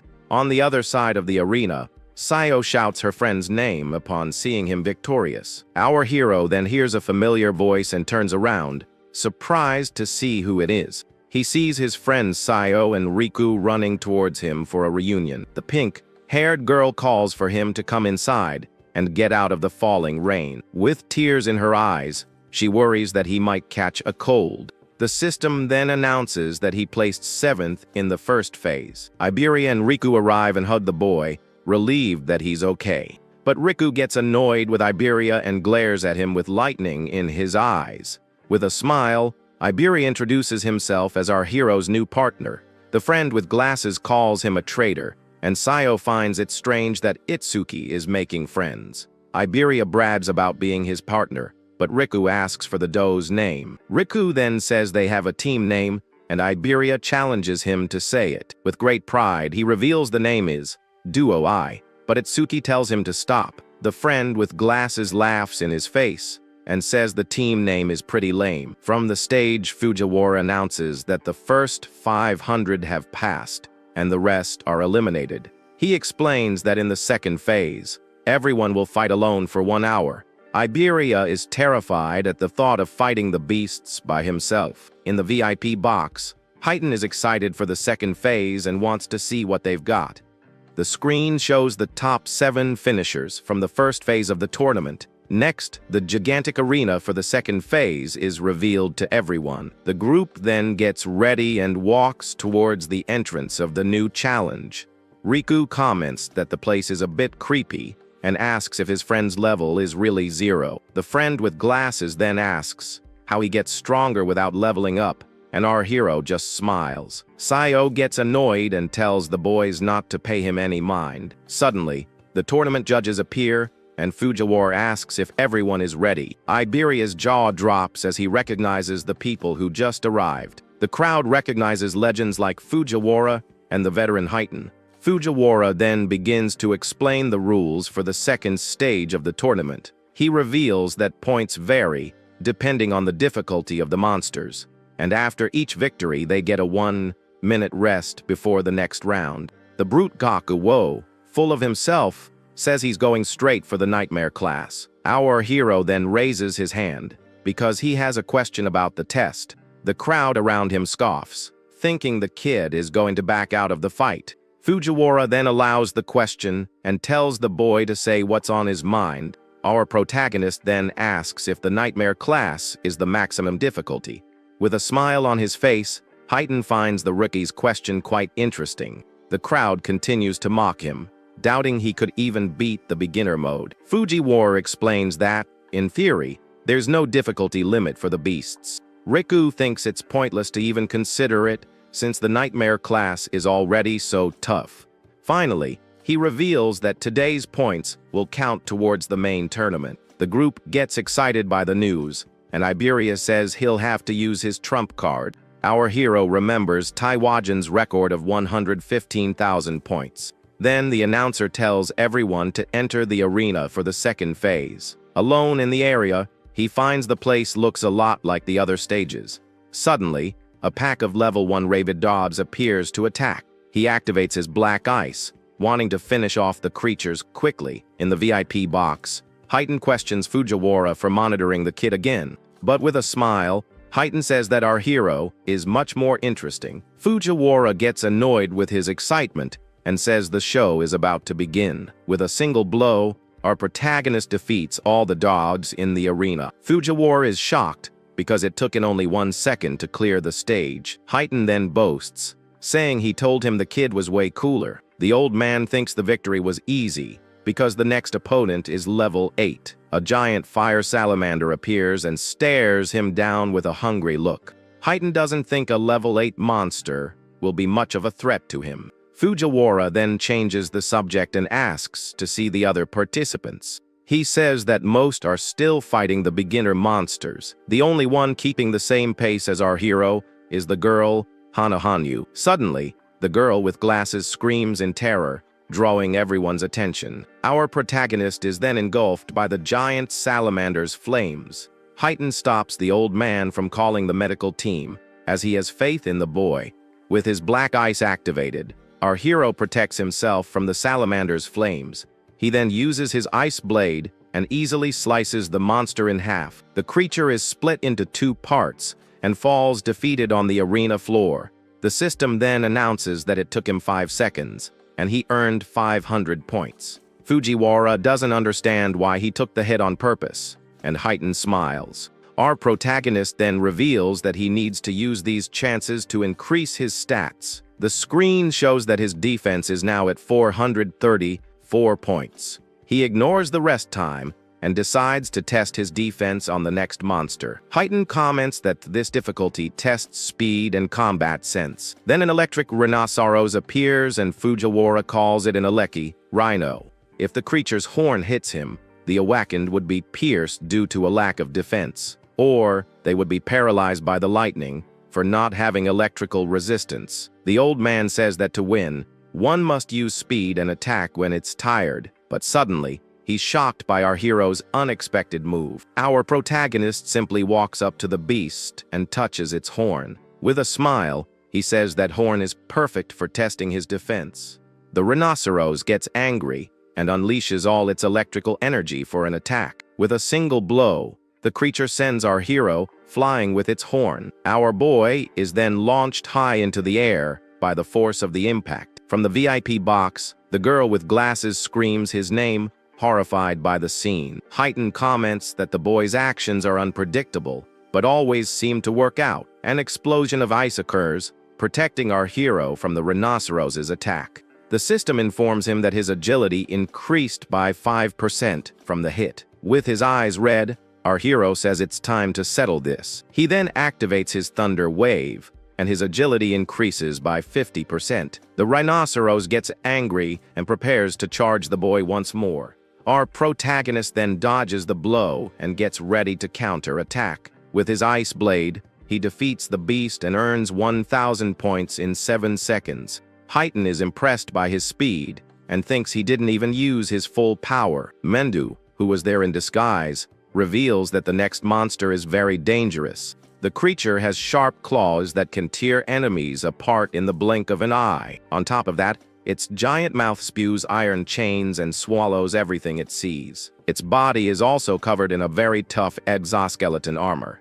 With all these attributes, the monster is the strongest beast in the preliminaries. The level 15 Purgatory Giant emerges and glares at our hero with hatred. Our protagonist then activates his piercing orb for the attack. The purple energy passes through the monster and the skill's speed increases by 200%. In the VIP box, the judges' jaws drop at the overwhelming victory.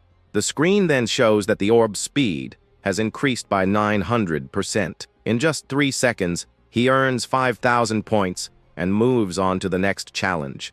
Elsewhere, a monster shoots a powerful stream of water from its mouth. Meanwhile, Sayo uses her water bullet to advance to the next class. The brute Ga-Q also skips the rest period to be the first one to get there. As for the first place finisher, Hana-Hanyu, she prefers to recover her mana before continuing. Suddenly, the screen shows that the Nightmare class was cleared in 21 seconds. Everyone is shocked and wonders who the guy was that managed such a feat. Our hero then says it's time to move on after his victory. In the VIP box, Fujiwara can't believe he defeated a level 15 giant. With a smile, Heighten tells them to increase the difficulty to see how far the kid can go. The second stage then begins with 2 Purgatory Giants, and our hero is unfazed.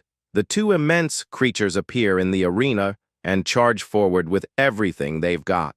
But our boy decides to take one of them out while they're still roaring. With his piercing orb, he defeats the first giant and increases its speed. Fujiwara is stunned and wonders if his skill has any limits at all. However, Heighten reveals that the ability does have a very fatal flaw. Suddenly, the second giant charges at the boy with absurd speed. Our protagonist is startled, as the creature is faster than any other. Mendu explains that giants are often mistaken for being slow because of their size. Without wasting any time, our hero prepares another piercing orb for the attack. He then launches his skill just as the monster was getting close. Heighten explains that the giants don't use mana, but their other stats are better. The screen shows that the monster has a total of 940 stat points. The giant then dodges the purple orb, and our hero is surprised by its speed. Mendo realizes the orb is slow, and the boy used the beast's roar as an opening to attack. The monster then strikes with a powerful punch, and our protagonist dodges with a jump. The force of the blow is so great that it creates a massive crater in the arena floor. A rock explosion happens, kicking up a lot of dust and debris. Our hero then realizes the orb can be dodged at mid-range. Heighten says that if he uses the skill knowing it won't hit, it means he's out of tricks. With a smile, our protagonist says that since the beast is fast, he'll just get closer. He then activates his Thunder Wave and charges straight at the giant. With his speed, he easily dodges all of the monster's attacks. The giant is then surrounded by lightning and can't land a single hit. From the VIP box, the girl with glasses is stunned by the boy's agility. Fujiwara panics because the attack is much stronger than the rhino's. However, Mendu stops him from calling the rescue team and tells him to wait. Heighten agrees, saying the power is great, but it's useless if it doesn't hit. The giant's fist then stops just inches from the ground, missing its target. The creature kneels, defeated, and can no longer move to fight. With a smirk, the monster looks at our hero and beckons him to come closer. The giant then turns its head, surprised by our hero's audacity. With a jump, our protagonist lands the piercing orb right on the beast's head. With his lightning active, he prepares the final blow to end the fight. The purple energy then pierces through the monster's skull, finishing it for good. The system reports that the orb's speed increased by 1,300%. With the victory, he earns 10,000 points in just 12 seconds of fighting. In the VIP box, the girl with glasses shouts his name, thrilled with the victory. Fujiwara finds her excitement strange and says it's rare to see her so animated. All embarrassed, she makes up an excuse, saying she was just cheering.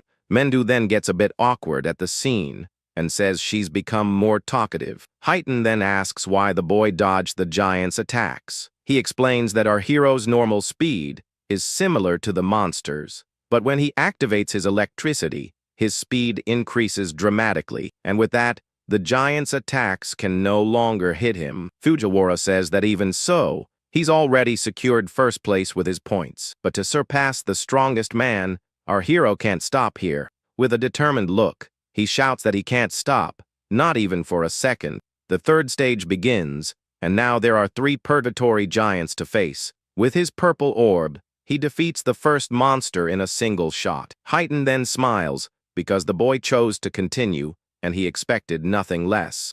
Fujiwara remembers that Heighten made it all the way to stage 4 in one go back in the day. The old man then wonders how our hero will fare, since Heighten's limit was stage 3.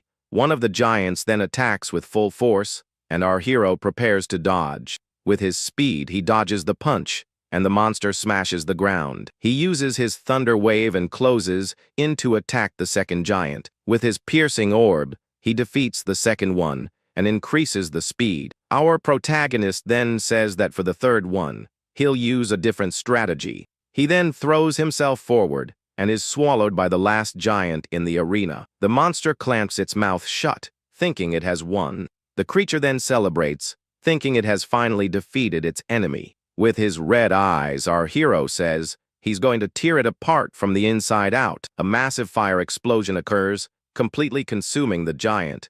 The system reports that the skill's range increased by over 1,100%.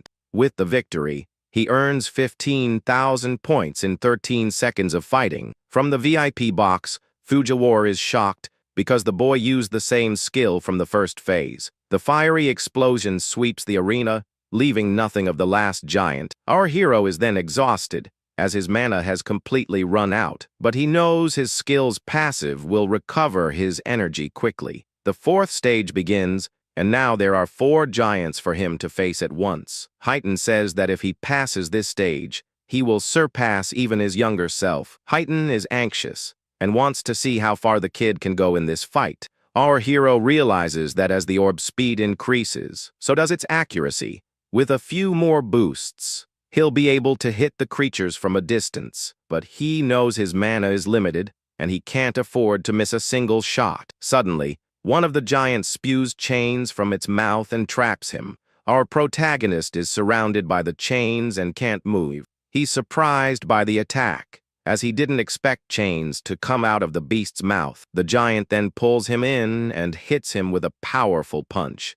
The blow sends him flying into the arena wall with great force. Unable to move, he's caught by the monster and is in a bad spot. The giant then squeezes him with its claws, preparing for the final blow. Under the pressure, our hero's body begins to be crushed by the grip. The force is so great that the giant manages to punch a hole in the arena. Our protagonist then falls to the ground, all beaten up and with no strength left. Desperate, Fujiwara tells Heighten to help him before it's too late. Heighten wonders if this is the end of the line for our protagonist. He then remembers when he too was defeated in one of his fights. Without a second thought, he prepares to enter the arena and save him, but suddenly Mendu stops him, saying the boy hasn't given up yet. Fujiwara panics, because if they don't save him now, he's going to be a goner. Mendu says he can sense that the boy still has an ace up his sleeve. Fujiwara is confused, and the commander reveals that he knows this because of his eyes, because those are not the eyes of someone who has accepted their end. With a look of pure fury, our hero says there's no way he's going down here. He then remembers that during the fight with Rigi, he started analyzing his skill, but he stopped the analysis on purpose right at the very end, at 99%. The analysis finally reaches 100%, and he says he's been waiting for this moment. The girl with glasses sees the blue lotus and wonders what good it is now. Heighten finds her reaction odd and wonders if she already knew something. The new skill allows him to absorb lightning attacks, and increase his agility by 100%. On top of that, the ability boosts his stats and fully recovers his health. A blue lotus flower appears and heals all of our protagonist's wounds. With a smile, he says the warm-up is over, and it's time to fight for real. Fujiwara is shocked because he recovered faster than a healer. With his new powers, he easily defeats the giants of the 4th stage. The screen shows that he completed the challenge and earned 20,000 points. Without wasting time, he defeats another giant with his piercing orb. Now his orb travels at 27 meters per second, and he moves on to the next. He then defeats the monsters of the 5th stage and earns 25,000 points. In the 6th stage, he defeats 6 more giants and earns another 30,000 points. In the VIP box, the judges are left speechless and completely exhausted by the fight. The arena has turned into a real hellscape, with a mountain of defeated giants. Our hero then lies on the ground and wonders why the monsters stopped coming. Fujiwara is in shock and says he never expected anything like this. With no other choice, he presses the emergency button to stop the challenge. With the microphone in hand, he informs our boy that the test is over. The old man then reveals that he defeated every single giant they had in stock. Atop the pile of monsters, Fujiwara shouts that he took out all the giants. Our hero is confused and asks how, since he thought there was no limit. Tired, he wonders how many points he scored and hopes to close the gap with Taiwajan. But he accomplished his goal of increasing the speed of his piercing orb. Now the skill travels at 38 meters per second, faster than a car. With his blue aura still active, our protagonist stares at the empty arena.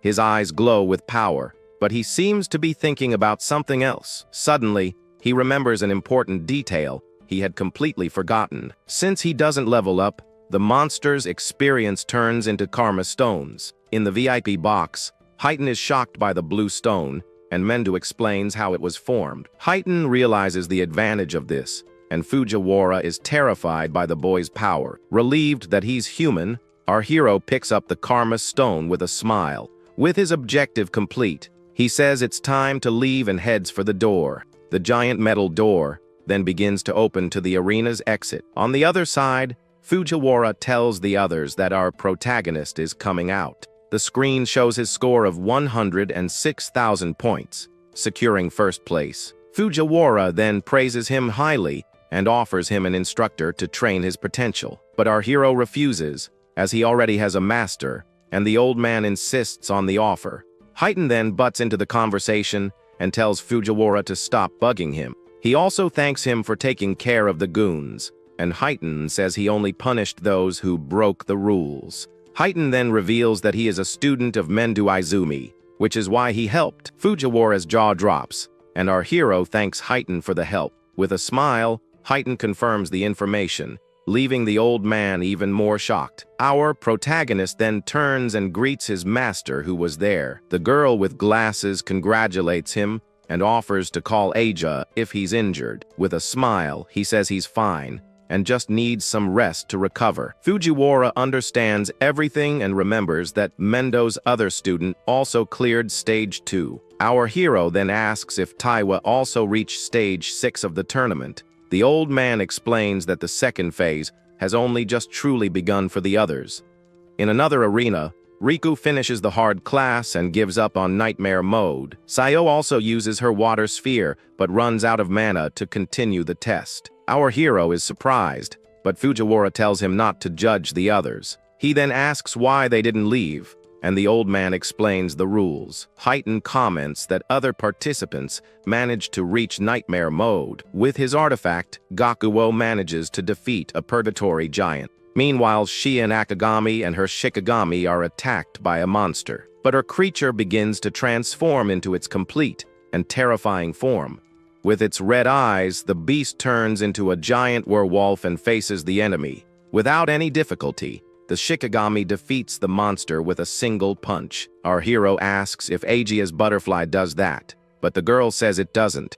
Our hero realizes that Shikigamis are quite strong and remembers his own dog. Since his friends have left, he decides there's no reason for him to stay there anymore.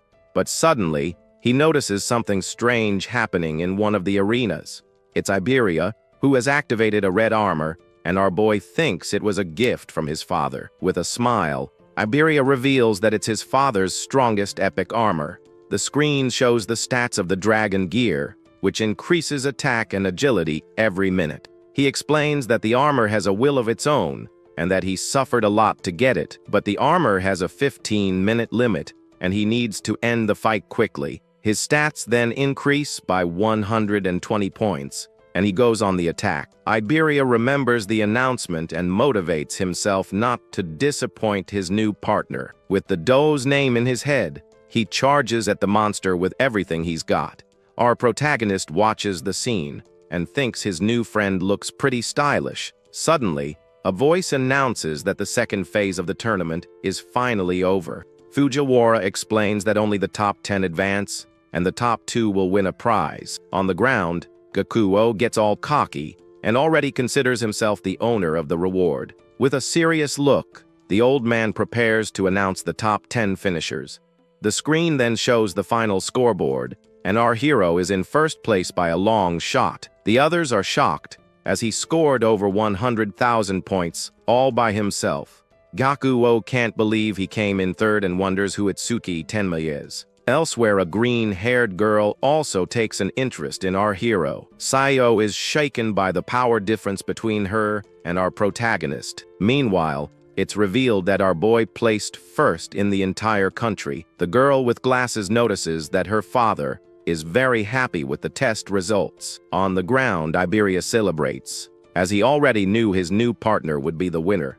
But he's also proud for not having shamed the name of Duo I. Our hero then congratulates him and says he was surprised by his performance. With a goofy look on his face, Iberia is left speechless by his friend's compliment. And so, the preliminaries of the Alliance tournament finally come to an end. With the test over, our protagonist carries his past out friend on his back. Meanwhile, in District 1 of the Southern Continent, an old man meditates in a square. A soldier complains about having to stand there, but his friend tells him to shut up. The old man's name is Barger, and he's known for being a powerful prophet. The soldier then questions why he doesn't just tell them where the monoliths will fall. His friend explains that he only sees a fraction of the future, but is as respected as Mendo Izumi, because the success rate of his prophecies is 100%, without a single failure. Suddenly, the old man collapses and shouts that the northern continent is in danger. He reveals that a beast attack is going to happen, and one of them is level 100. At night in a flower garden, someone starts a conversation with our hero. The screen shows that his total stats have surpassed 1,500 points. This is an incredible feat, as the normal gain is 50 points per level. With this, our hero is compared to a level 30 awakened. Additionally, his passive skills continuously increase his defense and agility, but his attack power is the only thing that he can't increase for now. Our protagonist is then caught off guard by a familiar voice. From outside, Riku calls him to eat, saying he made his favorite dishes. He decides to put the problem aside, as he might get an attack skill later. Then, everyone gathers at the table to enjoy the feast Riku has prepared. Our hero notices a friend's absence and asks where Iberia is. Aja explains that she healed him, but he was exhausted and is still sleeping. Riku is surprised that a level 7, like him, passed a phase that they couldn't. Suddenly, Sayo gets scared and points to something behind her friend. A sinister shadow with a red eye appears behind Riku without him noticing. In a spooky voice, the creature asks for food, making everyone tense. But it turns out it was just Iberia, who woke up and sat down at the table to eat. Riku gets annoyed because he scared him, and on top of that, is eating without asking. With his mouth full, Iberia just asks for more food with his empty bowl. The friend with glasses then gets really mad and asks if he wants to fight. Iberia then devours the food with a smile and says it's delicious. Riku then brags, saying he got his energy back thanks to his cooking. Iberia suggests he should become a chef, since he has more talent for that than for fighting. Suddenly, Mendu interrupts, and says he wants to ask the group a question. He then asks everyone at the table what their greatest fear is. Rikyu says his dream is to be a savior so he can travel the world and eat well. Therefore, his greatest fear is growing old and no longer having the energy to travel. Just the idea of getting old and losing his sense of taste terrifies him. Mendu then turns to Sayo and asks what her fear is. She reveals she was born into a family of doctors and grew up in a hospital. Because of this, she saw many people suffering from illnesses from a young age. This experience became a trauma, and now she's afraid of even a common cold. Our hero then understands why she ran away when he sneezed the other day. The scene shows him sneezing and the girl running away, terrified of the situation. Mendu comforts her,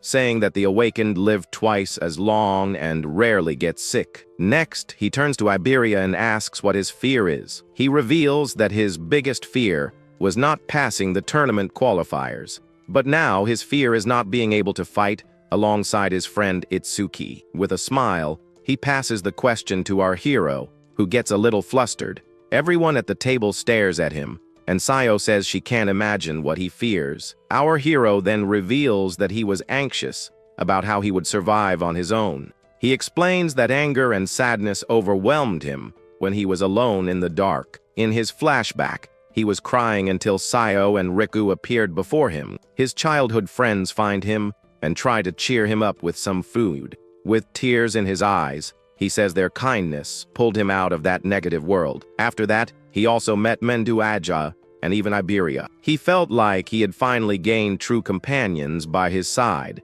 Looking at everyone, he says that his family had actually grown much larger.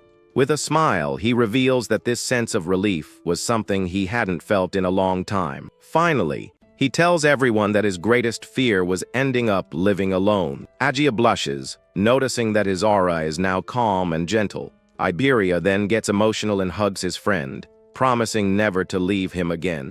Mendo explains that the question was to see if they would regret becoming saviors. He says that a savior's ultimate goal is to depart without any regrets. He then tells everyone to eat up, since Sayo and Rikyu are going home tomorrow. The next morning, the group says their goodbyes and promises to meet at the national tournament. Our hero then finds the sudden closeness between Iberia and Riku strange. He decides to head back, remembering he had a question for Sayo, but leaves it for later. Suddenly, he realizes that Aja has disappeared and is no longer with the group. He then sees her running in a great hurry and wonders what the reason is. Mendu then asks what happened, and Agia says she has information from the south. She explains that the access level is high and only level 50 saviors can know.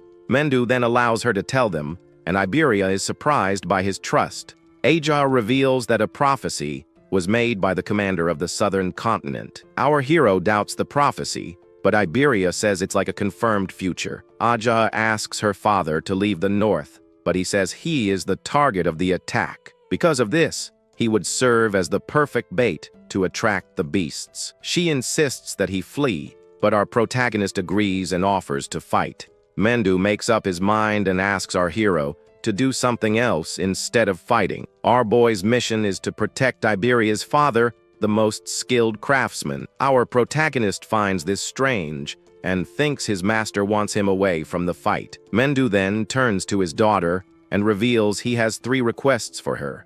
The first is to warn the residents and safely evacuate those with low levels.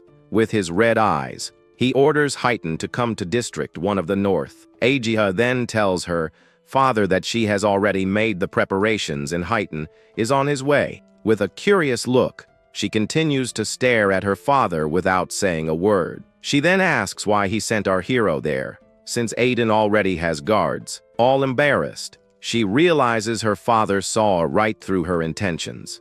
Mendu explains that a level 100 beast will appear, and our hero would reveal his hand. Furthermore, he reveals that our hero lacks attack power, but Aiden has an artifact. With that item in hand, a perfect awakened will finally be born to fight. At 8 in the evening on the first day, the monoliths fall on the northern continent. In District 2 of the North, our hero and Iberia run through the dark forest. Our protagonist is worried because the beasts could attack at any moment. Suddenly, Iberia gets startled and shouts for our boy to look at the sky. Our protagonist then turns and also sees what spooked his friend.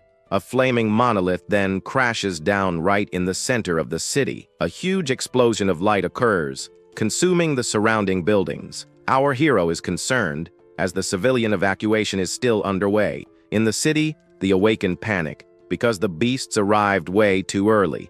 The barrier begins to form, and he finds himself in a dilemma between the mission and the civilians. He knows Iberia is exhausted, but hasn't asked to stop because of his father. Iberia then says they should go help, because without a strong awakened, many will be lost. With a smile, Iberia changes the plans, and our hero agrees to help. Suddenly, a stone fist erupts from the ground and attacks the awakened. A level 21 fire golem then appears and faces the heroes. The group realizes the fight will be tough, even with 3 level 15s. One of the awakened uses his stone shield and tells everyone to hold the formation. With the shield in front, he tells the others to look for an opening to attack. But the golem unleashes a blast of fire and easily destroys the shield. The awakened is shocked, as he didn't expect so much power in a single blow.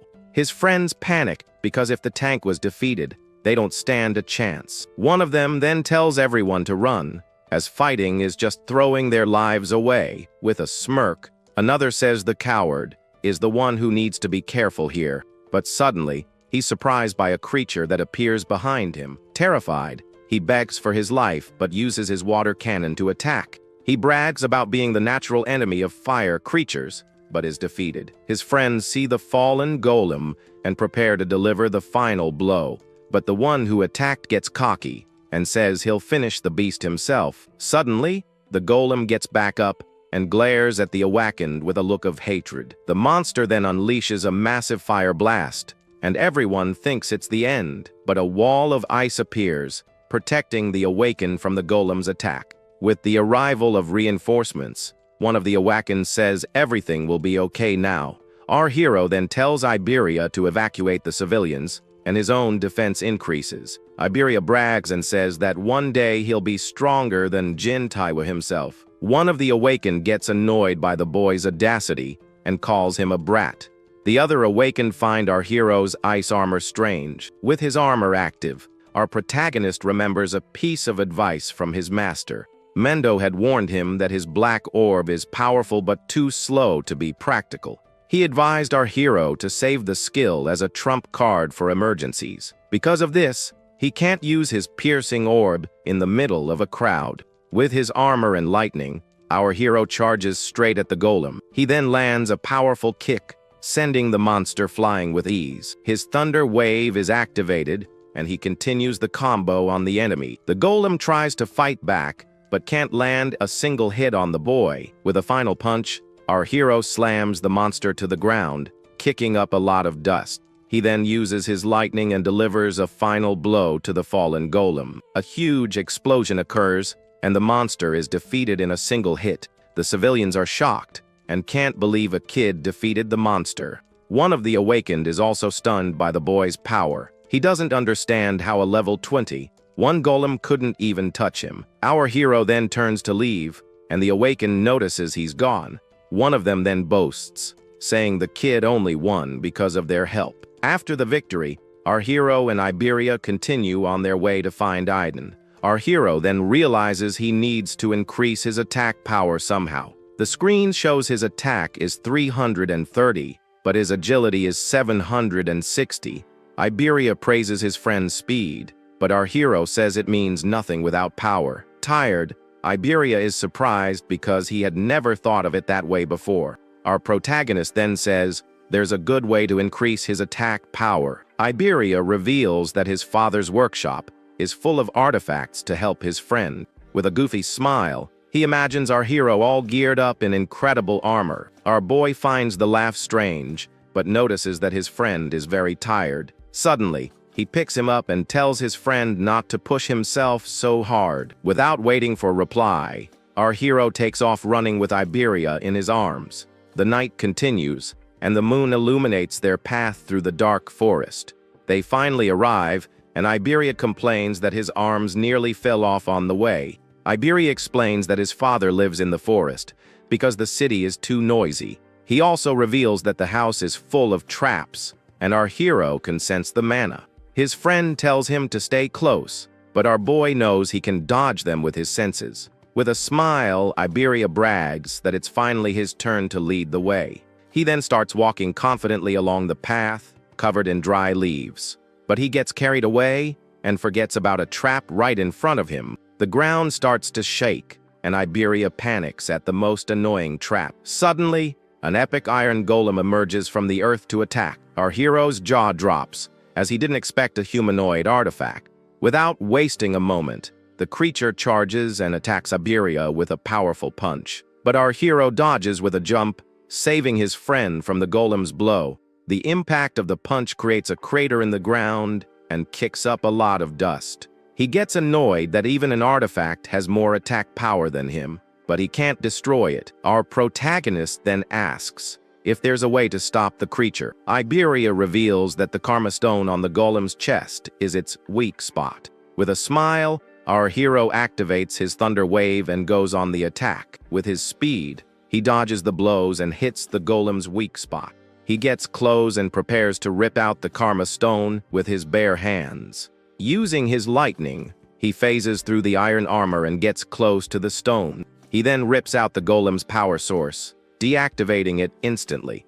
The creature then stops moving and stands motionless in the middle of the forest. With the stone in hand, our hero stares at the shadow of the defeated golem. Suddenly, Iberia yells for him to stop, as the golem belonged to some guy named Jusuk. A man appears out of nowhere and attacks our hero with his giant sword. The young man dodges at the last second, and the man is shocked by his speed. The man named Jusuk Bokudo apologizes and says he thought they were bandits. He wonders who our hero is, since he didn't sense his mana until the attack. Our protagonist is also surprised because the man's sword vanished. Iberia then introduces him, and our boy asks where his father is.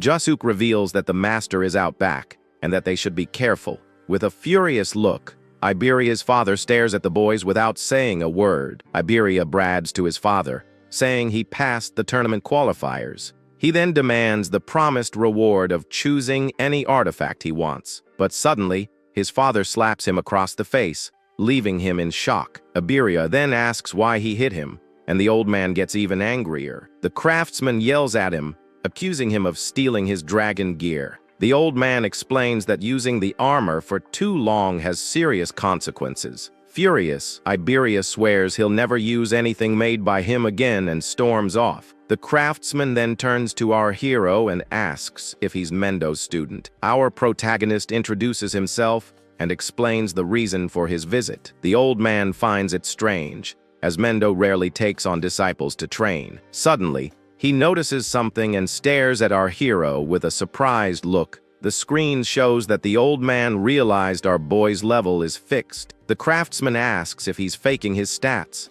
and our hero denies it. With a serious look, the old man understands why his master requested that specific item. He reveals that his master always demands something in return for his favors. Our hero is confused because his master never mentioned anything about a deal. The old man then reveals that his master requested an item in exchange for protection. Our hero is surprised and wonders why his master would ask for a defective product. The craftsman explains that the critical crystal was made to increase an Awakenid's attack, but suddenly a crack appeared and the item became a broken product. The broken critical crystal increases attack by 10 times, and the critical rate resets. With the help of the item, our hero now has a way to boost his attack power. The old man understands his master's move and says the item is perfect for him. With the item in hand, our hero's attacks will be strengthened tenfold. He then equips the item,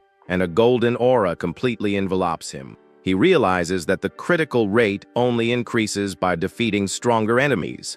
The screen shows the item's details and how it works for our hero. With a smile, our hero says thanks, and that the item will be a huge help. The old man says there's no need to thank him, as they both fight for humanity. Suddenly, an attack occurs, and Josuke is sent flying by a single blow. Our protagonist then dodges the attack and prepares for a fight. Iberia is startled by the surprise attack and wonders what just happened. Suddenly, a green barrier appears, surrounding the entire dark forest. The old man finds it strange, since only the commanders of the 5 continents know his location.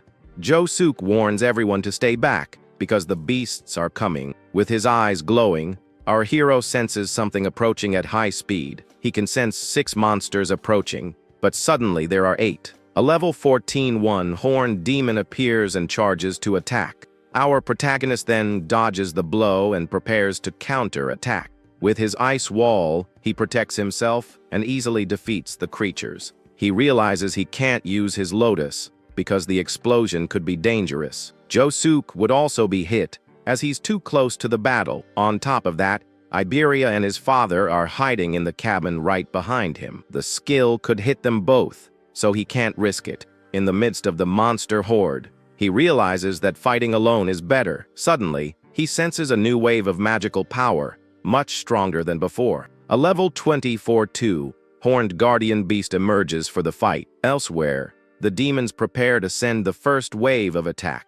One of the leaders asks which of the 8 demon kings will command the main force. With an eye he left behind, he had noticed our hero's existence. One of the 8 demon kings, named Yama, Raja, volunteers for the mission, but the leader decides to send a demon general instead, not wanting to risk losing his eye. He then decides to hand over command of the main force to another demon. The chosen one is one of the 8 demon kings, a giant man-eating ape. Suddenly, our hero hears Iberia's voice and wonders if a beast somehow got into the room. Right after, a level 24 two-horned guardian monster pops up, ready to throw down. With a dark look, our boy decides he has no choice but to use that thing. He also realizes the creature's attack power is higher, which could actually boost his hit rate. The system then shows that his broken crystal increases his hit rate by 1% with every victory. So our MC activates his piercing orb to test out his new skill. The purple energy drills through the monster, taking it down with a single clean hit. Just like that, his critical rate increases to 1%, and he sees the plan worked perfectly. Our hero then tells Josuke to handle things out there, saying he'll take care of the beast in the room. Using his lightning-fast speed, he zips toward the cabin to save his friend. Inside, Iberia is on the ground, facing a horned demon that has him cornered. He's bummed, because without his dragon gear there's just no way he can win. With few options left, he braces himself for whatever is coming next. The creature then closes in, and the kid screams for our hero to help him. But out of nowhere, his dad, Aiden, appears and parries the attack with a giant hammer. Iberia is in total shock, because his dad isn't a fighter, yet he doesn't seem the least bit scared. The craftsman stares down the creature, which looks furious about the interruption. Without breaking a sweat, the old man sends the monster flying with a single swing. Our MC then arrives, and his new father-in-law leaves the rest to him. And with his wall of black ice, our hero pierces the monster's chest with everything he's got. Aiden then apologizes for the delay and asks about the situation outside. Our boy says he doesn't sense any more mana, and that Josuke must have already taken care of everything. From a distance, they see all the bodies, and Iberia is shocked by Josuke's strength. However, Josuke says there's no time to relax because the barrier is still up. With a serious look, he says he'll take down the beasts while destroying the barrier. But our hero stops him and tells him to protect Aiden and Iberia right there. The craftsman then notices the intense look in the boy's eyes. It's not fear, but a thirst for battle. So Aiden decides to leave the barrier for our MC to handle all by himself.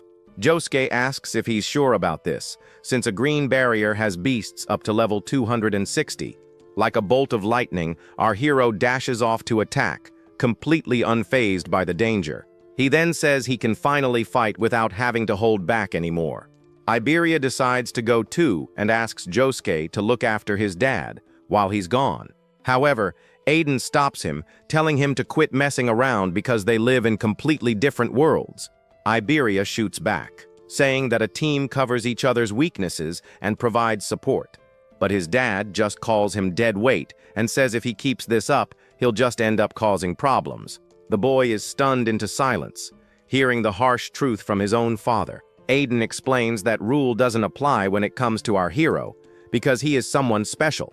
He then asks if his son has ever truly seen the look in our MC's eyes when he faces a beast. Meanwhile, the system detects 5 enemies and restores 50% of his mana. Surrounded by enemies, he gets ready and tells them not to get in his way. With a single blow, our hero activates his Lotus Explosion, taking down 5 enemies at once. His critical rate is now at 2%, and he's not about to let anyone get near Iberia. From a distance, his friend is startled by the massive explosion that lights up the entire forest. He and Josuke get worried, thinking our hero must have run into some seriously strong beasts. The guy in the armor then realizes the reason the MC isn't leveling up must be his unique gift. Our MC reaches the green barrier and senses that the beasts here are on a different level. He tries to use his mana detection, but the barrier completely blocks his signal. Then he remembers his master telling him that the barrier's color indicates the monster's level. The color green means the beasts inside are between level 26 and 50. Thinking about all the sweet experience points he's about to get, our boy summons his new Shikigami. The system shows that the Death Hound is a B rank, level 16 creature with some pretty good stats. With a smirk, he pets his new companion and says he'll give all the experience points to it. At a residence at night, a young woman informs her father that the awakened guards have arrived. Then, a man in armor introduces himself as Chirajima Kai, a first-grade savior, level 63. The woman explains that other saviors have come and are watching the perimeter, but she asks where Heighten is. With that, she reveals that she spoke with the man 6 hours ago, and he was on his way. But now he's not answering his phone. At this moment, she worries because monoliths are falling all over the north, but the old man says that common beasts are no threat to him. Izumi then asks her to keep trying to make contact, as only a special, grade savior can handle the beasts from there. However, the man in armor questions if they aren't overestimating the special, grade saviors. He boasts, saying the difference between them isn't that big, and there's no beast they can't defeat. The old man retorts that confidence is good, but the delusion of being on their level is another story. Then Izumi says that all this confidence is because he has never faced a truly strong beast. Suddenly, the warrior becomes alert and shouts that a monolith has fallen, and the disaster beasts are coming. The elder looks to the sky and says they have finally arrived, while the young woman reports she still hasn't been able to reach Heighten. With a confident look, Kay tells them not to worry, as he will eliminate every last beast. Right after, he declares that he will prove in that moment that the first grade are a match for the special grade. Elsewhere, we see the green barrier that our hero was tasked with destroying. Our protagonist and his wolf, Grim, are inside the barrier, and he notices the scenery is the same as outside. Then a beam of green light shoots up, and the young man feels a strange atmosphere as his magic detection activates. He can feel the magical waves inside but not outside, and concludes that they are separate spaces. With that, his system detects 5 enemies and recovers 50% of his mana. Our hero tells his wolf to wait there and take care of any beast that tries to escape. With a smile on his face, he calls the wolf a good boy and activates his electric power. Then, 2 monstrous creatures run in his direction to attack him. Using his speed, the young man dodges one of the monsters without difficulty. With that, he activates his black wall and smashes one of the beasts with full force.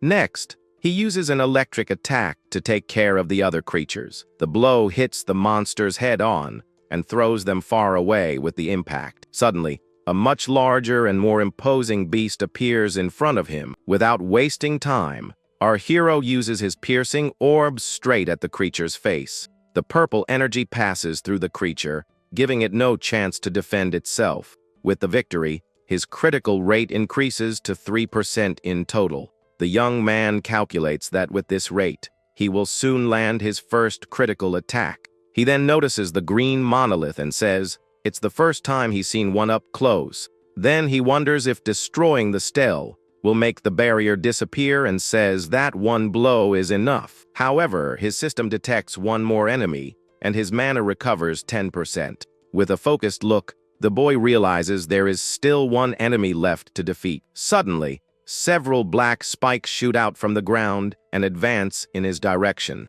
The protagonist dodges the attack and thinks that if he hadn't sensed the magic wave before, he would have been pierced, and the situation would have turned very ugly for him. The young man looks at the stele and realizes the attack came from behind it. He then understands that this is a different type of disaster beast than the previous ones. From a distance, we see the immense green barrier that covers part of the forest. Meanwhile, the blonde kid is all bruised up and has a very worried look. Jazuke then warns him that not even Tenma can handle all the beasts, and the boy wonders if he'll end up holding his friend back.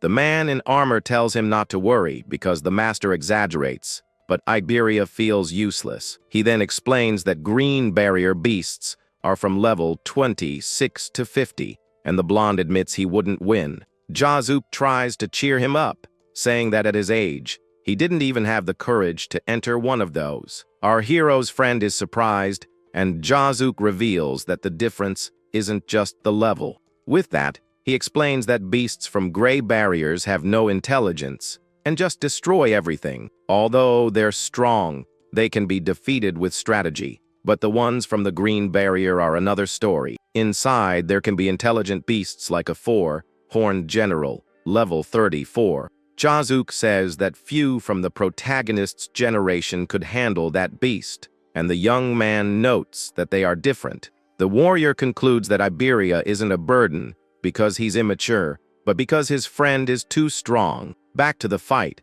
our hero says he has finally found the rumored intelligent beast. The monster scoffs and asks if he's muttering and pleading for his own life. Then the creature wonders about his strength, but calls him a coward for being level 0 and trembling before it. With a sinister smile, the protagonist says he's just excited, and since the creature talks, he has a question. The monster agrees to grant his last wish before finishing him off. With his red eyes blazing, our hero asks if the creature feels pain. The beast becomes furious and says a mere human cannot make it feel pain. Then it declares that inflicting pain is their privilege and attacks with sharp blades. The creature's blades come down with full force toward our hero. With his electricity active, the young man faces the monster head on without fear. Then he counterattacks with a slashing blow that tears through the air toward the enemy. The creature wonders if it hit him, but notices the boy's mana is increasing.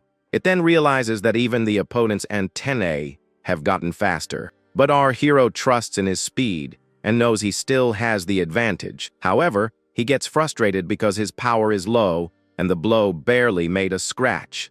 The monster is impressed with the young man's agility and asks what his real level is. With that, the creature says that speed doesn't matter, as he is just an insect. Then the beast mocks him, saying that even 100 weak blows wouldn't even tickle it. Without wasting time, our hero dodges the attacks with his enhanced agility. He uses the creature's own blades to defend himself from the continuous blows. With a quick move, he manages to block one of the monster's attacks. The young man keeps defending himself as the creature pressures him with its attacks. Then he challenges the beast to try and hit him if it's really capable. The beast notices his electricity is just to increase speed and questions his mana. He understands that the antennae are part of the beast's body, which is why his analysis doesn't activate. Our hero wonders how many attacks he has already delivered as he dodges again. The creature says it's useless, and the boy realizes his mana is running out. With a determined look, he decides to focus everything on the attack to win the fight. The young man decides to increase the frequency of his attacks, because if he lands a critical hit, he wins. He continues the attack, while the system shows the details of his critical hit item. To land the decisive blow, the only thing he can do is keep attacking. The creature defends itself with its blades, and our hero's blows have no effect. But in a moment of carelessness, he is hit hard and ends up spitting a little. The monster calls him a fool for throwing himself at it like that. The creature then mocks him asking where that so-called pain he was going to cause is. The beast is surprised that he's still standing and praises his high defense. Suddenly, a red aura surrounds him, and the crystal informs him that his next attack will be a critical hit. With a devastating punch, he hits the monster's chest with all his might. The beast is completely shocked by the sudden power of the blow it received. The impact of the attack is so strong that a shockwave destroys everything around them. The enemy falls to its knees with a massive impact on its chest and wonders where so much power came from. The young man notices the critical hit was much stronger than he expected. Looking at the defeated enemy, he feels a mix of satisfaction, focus, and ecstasy. He then realizes that even with a wound on his stomach, he doesn't feel any pain. With a smile on his face and steam coming from his mouth, he says the feeling is incredible. The boy then grabs the creature and asks if it felt any pain from that. Frightened, the monster wonders what he is and calls him a cheater because of his stats. With red eyes, he explains that the other beasts didn't even scream and finishes off the enemy. With a frightening smile, he says that the scream of a beast that feels pain is good to hear. The creature calls him a demon as it's being overpowered, and the young man's critical rate increases. With the beast defeated, he says it's finally over, and his critical rate rises to 4%. Now that the danger has passed, the adrenaline fades, and the pain from the wound on his stomach starts to set in. He then notices that the barrier has become transparent, which means there are no more beasts inside. The young man approaches the monolith and realizes that he only needs to destroy it to complete his mission. Without wasting time, he throws a punch with all his might and shatters the stele into several pieces. Exhausted, he falls to the ground and thinks the stele was weak, but he needs to check something before heading back. With a serious look, he remembers an important detail about his new companion. A wolf's shadow appears in front of him, and the protagonist asks the creature to show itself. His wolf, Grim, then appears, and the young man notices that he seems much bigger than before. With a surprised look, he notices another change in his new Shikigami. The system shows that the wolf went up 3 levels and gained 150 status points. He understands that it wasn't his imagination, and the wolf's body really does grow with its levels. With that, he wonders just how giant his companion will become and can hardly wait to see. Then, in the middle of the night, the green barrier finally vanishes, leaving the nearby warriors completely amazed by the boy's accomplishment. The veteran warrior watches everything with a serious expression, thinking that the rookie managed to destroy it in just 10 minutes, making him even stronger than he is. But the hero is at his limit, leaning against a rock and badly injured, while his loyal giant wolf observes his terrible condition. So he asks his beast to track his magical trail to lead him back to where his blonde friend is waiting. With that, the large animal puts its master on its back and starts running through the dark forest, letting out a loud howl. The sound of the howl echoes throughout the silent mountain, and the tense atmosphere grows as the night goes on in that dangerous place. At that moment, the man in armor hears the noise and wonders why there are still beasts around if the barrier has already been destroyed. He stays on high alert and orders the young apprentice to return to his room immediately to protect himself from any imminent danger. But the blonde boy becomes thoughtful upon hearing the sound, feeling like he has heard that strange howl somewhere before. Suddenly, a powerful beast emerges from the shadows, running at high speed and slamming its claws on the ground with great force. With that, the veteran fighter draws his giant sword and prepares for combat, thinking he will slice up any monster that comes near. He then swings his heavy blade at the creature that leaped toward him, vowing to take the enemy down in a single strike. But the blonde boy recognizes the animal and realizes it's the same spirit his companion tamed during their last fight. In that instant, he desperately yells for the warrior to stop the attack, because that giant wolf is the protagonist's ally. The large animal skillfully dodges the sword's strike while carrying its wounded and unconscious master. The veteran then stops his attack and sees the boy's body on the ground, being protected by the enormous, bright eyed beast. He is confused to see a level 0 commanding spirits, and thinks that this young man's combat power is a complete mystery. Meanwhile, his blonde friend runs over, worried, to help the hero, wondering how he can use abilities from other classes. As he gets closer, he sees that his friend is covered in injuries and desperately asks what happened in that intense battle. But the protagonist can barely open his eyes and just asks for a moment to rest before losing consciousness completely. Seeing his friend unconscious, the blonde boy panics and screams desperately, not knowing what to do to help him. But the veteran warrior calms him down, saying there's no need to cry because the boy is still alive. With tears in his eyes,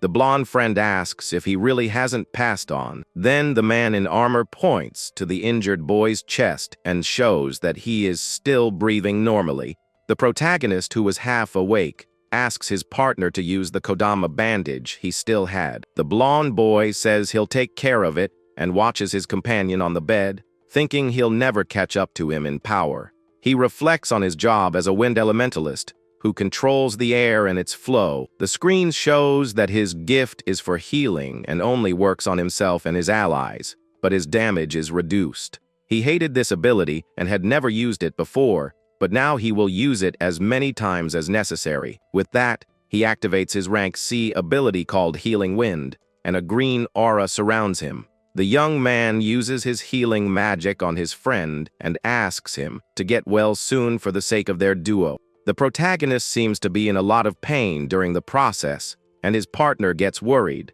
calling out his name. Suddenly, a gigantic purple barrier forms over the region, coming from a monolith that fell nearby. Shortly after, a powerful attack cuts one of the buildings in half with absurd force. A woman then sees a fallen warrior and a monster in dark armor standing in front of him. She tries to heal the wounded man with her magic butterfly, but he just yells for her to get away from there. The warrior faces a giant minotaur and says that humanity doesn't stand a chance against such a strong creature. The screen reveals that the monster is a level 80, one minotaur warrior from the bull tribe. The figure in dark armor warns someone named Izumi that he needs to flee the area immediately. The minotaur then glares at the figure and calls him Izumi Nento with a look full of contempt. The Minotaur boasts about finding his target, and the man in armor understands that he is the creature's objective. Suddenly, a huge flash of light occurs, indicating that a powerful attack was launched against them. The young woman with glasses is thrown backward by the explosion and screams desperately for her father, who was hit. With a bleeding eye, the older man says that this is the end of everything for them, as there is no hope left. The man in the dark armor is all damaged and tells the newcomer that he's late. Just then, a young man with glowing red eyes appears on the battlefield with a very serious expression. He apologizes for the delay and says to leave the fight with the giant monster to him. The Minotaur scoffs at the newcomer, saying he talks a lot for someone who just showed up. The wounded man warns him to be careful, as that creature is extremely powerful and dangerous. Intimidated, the red-eyed young man charges forward and prepares a punch with all his might. The blow lands squarely, making a hole in the Minotaur's chest, who is shocked by the damage received. The blue-haired warrior is left with his jaw on the floor, unable to believe the absurd strength of that attack. He watches the scene and wonders if that is the true power of a special class savior. The warrior thinks that special class saviors are no longer human, but rather monsters with extraordinary strength. The young woman celebrates the victory, but the savior says the real show is just beginning as the barrier changes color. The barrier, which was once purple, now turns red, indicating an even greater danger for everyone there. Inside the barrier, a new red-flamed demon observes everything and wonders how his lord will torment humanity. With a wicked smile, the demon reveals himself to be a level 37 king and says he would love to watch the show. Just then, a level 49 white ogre appears behind him, showing he is not alone on the mission. The flame demon warns them not to do anything unnecessary, as their mission is to capture a specific person. A level 87 demon general explains that they split up to avoid drawing too much attention with a purple barrier. Meanwhile, one of the 8 demon lords will distract the strongest humans with his red barrier. The plan is that while the monkey lord fights, they will proceed to their true destination without being disturbed. The general reveals that Lord Ringo will guide them, using a demonic eye he left in the human world. This eye shows the coordinates and the scene of their target, who at this moment is our hero lying in bed. Suddenly, the protagonist wakes up startled from a nightmare, and one of his eyes is red like a demon's. Still lying in bed, he thinks about the strange dream he had about his late mother. In the dream, his younger self was telling his mother that he finally found a beast that feels pain like humans. The little boy said happily that he had struck the creature down and that her revenge was complete.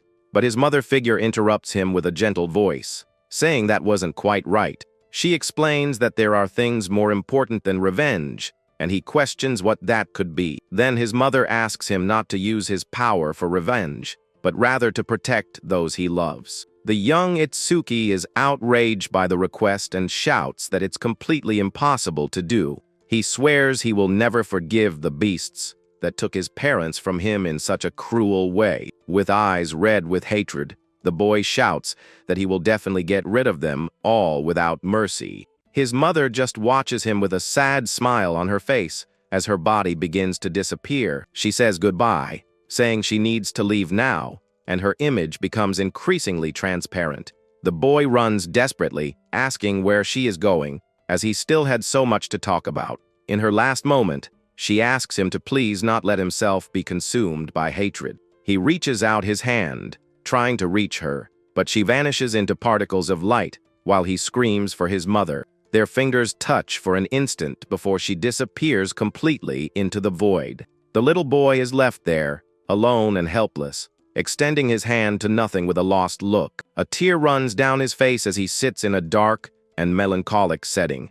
A mysterious voice mocks him for crying over an inferior being who is already gone. With hatred in his eyes, the protagonist turns towards the voice and sees the shadowy figure that haunts him. He screams in anger upon recognizing the creature that torments him in his nightmares. The figure reveals itself to be the demon of destruction and taunts him, saying he only takes the form of a child near that woman. With his body covered in a red aura of fury, the hero yells at the demon with all his being. He charges forward with a powerful punch and swears he will put an end to that evil creature. But the demon envelopes him in its purple energy and says it will let him taste that feeling again. The protagonist's body begins to crack like glass as he is engulfed by the demon's energy. He shouts that he will put an end to the demon Ringa without fail as his body shatters into pieces. The young man wakes up breathless and in a cold sweat, his red eyes still glowing intensely.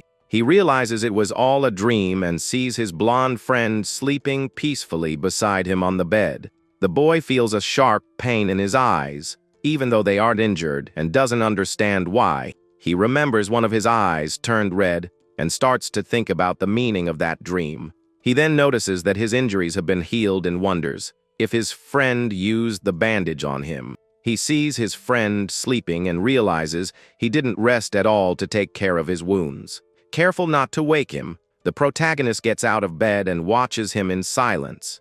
He decides to tell his wolf not to bark and wake his friend, but the animal is already there in the room. The protagonist realizes what he's done and gets all embarrassed by the situation. Just then, the blonde boy wakes up startled and uses his wind ability, thinking his friend was in danger. But the hero isn't even fazed and thinks that such a weak breeze wouldn't even tickle a beast. The blonde friend is overjoyed to see that his companion has finally woken up and smiles in relief. With that, he hugs the hero, celebrating that his treatment worked, and the boy asks how long he was out. His friend says it was about 3 hours, and the protagonist calculates that it's now the second day of the prophecy. He then assures him with a smile that no other creature has appeared after all that commotion, but the hero still remembers the demon's words in his dream and feels that something bad is about to happen. He then gets up and puts on his coat, saying he can't let his guard down at all. His blonde partner is happy to see that he's fully recovered and ready for more. The protagonist looks out the window and comments that the reinforcements his master mentioned should be arriving soon. Outside, his friend asks for the giant wolf's name, and the hero replies that it's just Death Hound. The blonde boy offers to give the beast a name, but the young man refuses, saying he's not a Shikigami user. His partner is disappointed with the refusal, and the hero thinks that he won't let him name his beast no matter what. The protagonist realizes the bandage wouldn't have been enough and understands that his friend used his healing ability. He asks about the blonde boy's type of power, and his friend admits that his attack abilities are quite weak. The hero then approaches the campfire and asks the veteran warrior if any reinforcements have shown up. The man in armor finds the question strange and wants to know the reason for his sudden curiosity. The protagonist explains that his master was sending help, and the veteran remembers that the forest is very dense. The young man agrees, but even so, he feels that there's something very wrong going on around there. He feels that something evil is approaching in the dark and gloomy forest. Meanwhile, a group of people rushes through the dense woods toward an objective. One of them asks a companion how much longer until they arrive at their destination. The one with the ponytail complains about the place, but is excited about the mission to get promoted. Suddenly, a pink-haired girl appears and tells the group to stop immediately. With that, everyone stops running, and they face each other in a combat stance. The girl says she felt something strange, and that something is coming towards them. In the distance, two shadowy figures realize they've been noticed by the warriors. The young man then shouts for everyone to get ready, because disaster beasts are coming. A fire-haired demon and a giant white ogre block their path. With a wicked smile, the flaming creature asks if they are going to the same place. At that moment, a flaming skeleton is summoned to join the battle. The demon scoffs at human fragility, saying that one fireball was enough. The white ogre is standing there, and its partner asks if it has finished the job. We then see the ogre's fist after he struck down one of the warriors. The demon comments on the brutality of his companion, who flattened the guy. The pink-haired girl is terrified and asks where they came from without a barrier. With a cruel smile, the demon creates a fireball and says they came from very far away. The young woman begins to cry in despair, with no chance of escaping from there. He then warns another shadowy figure not to interfere with his fun. Suddenly, the fire demon is caught by surprise by an ice attack that immobilizes him. Just then, the shadowy figure threatens him, saying that next time it won't end so well. Irritated, the demon tells him to undo the spell that is slowly freezing his body. The ice shatters, and the pink-haired girl watches the scene, startled by their power. With a burst of flames, he breaks free and thinks that he was almost frozen solid. The pink-haired girl is surprised and asks if they're really going to let her go. The demon questions if the woman has some special power to be spared like that. But the shadowy figure says he just wants to test a new ability his lord granted him. Tendrils of darkness grab her, and she screams in pain as she's enveloped by the magic. After the attack, the girl stands still with her face covered by shadows, showing no reaction. Her partner thinks she's gone, but the general reveals he just turned her into a demon. The young woman's eyes glow red, and a strange mark appears on her forehead.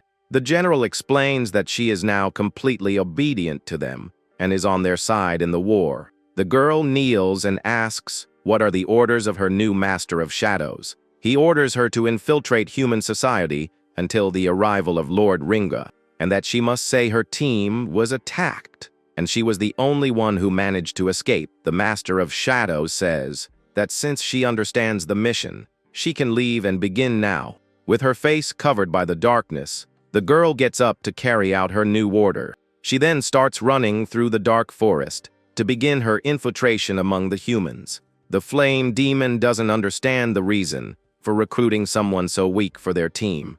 The demon general reveals that thousands of humans have already been turned into monsters, and this includes even the strongest awakened ones in the region. With this, they plan to use these new subordinates as key pieces when the Great Lord finally unifies this entire human world. But the leader tells the others to stop fooling around and move on, as this mission is the most important one they've ever received. As time passes, we see that it is now the second day of the prophecy, and a huge iron golem stands guard in the silent village. At that moment, the veteran warrior comments that the giant robot's power makes up for the lack of men in their group for the next battle. The blonde boy then asks about the other companion's whereabouts, and the man in armor informs him that the young man went to the workshop to take care of something.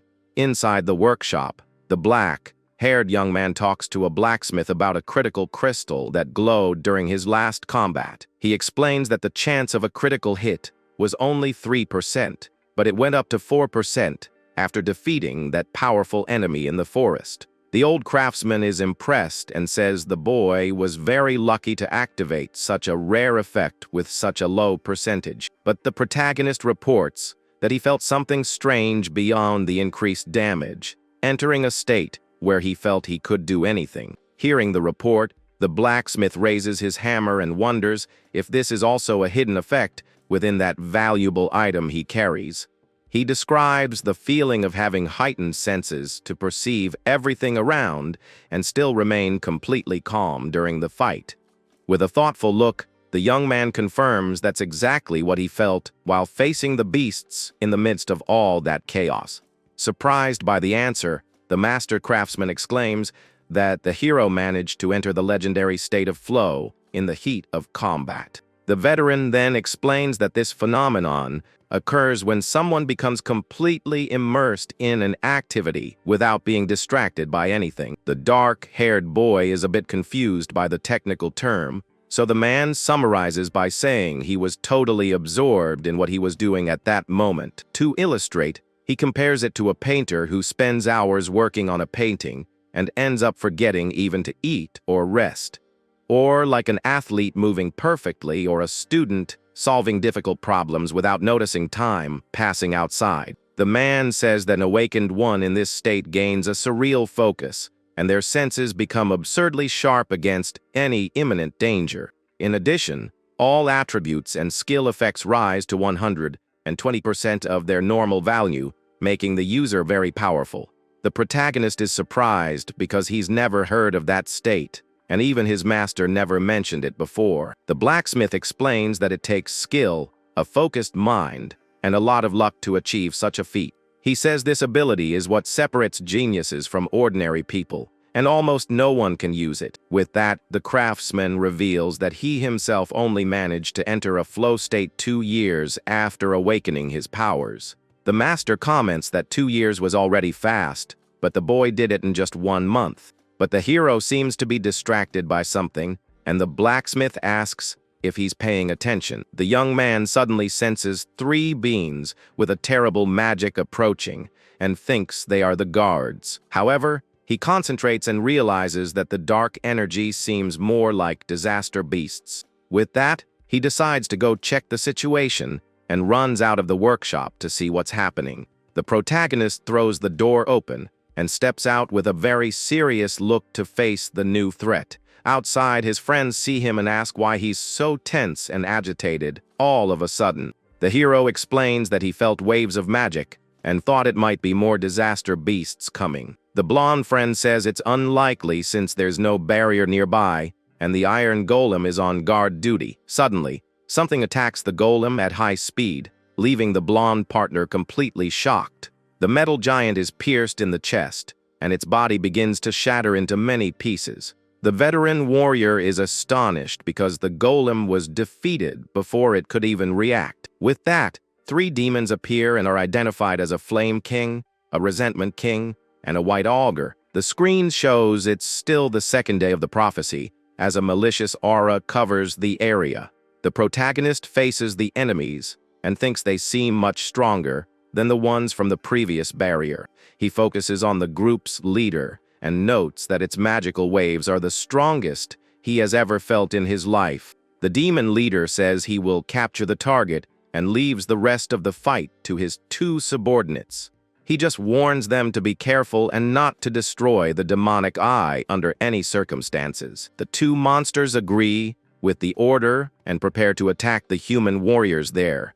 The protagonist and his friend are shocked to realize that those creatures can speak, but the veteran warrior positions himself in front of them and swears he won't let the enemies pass. With that, he charges at high speed toward the shadow leader with his sword in hand.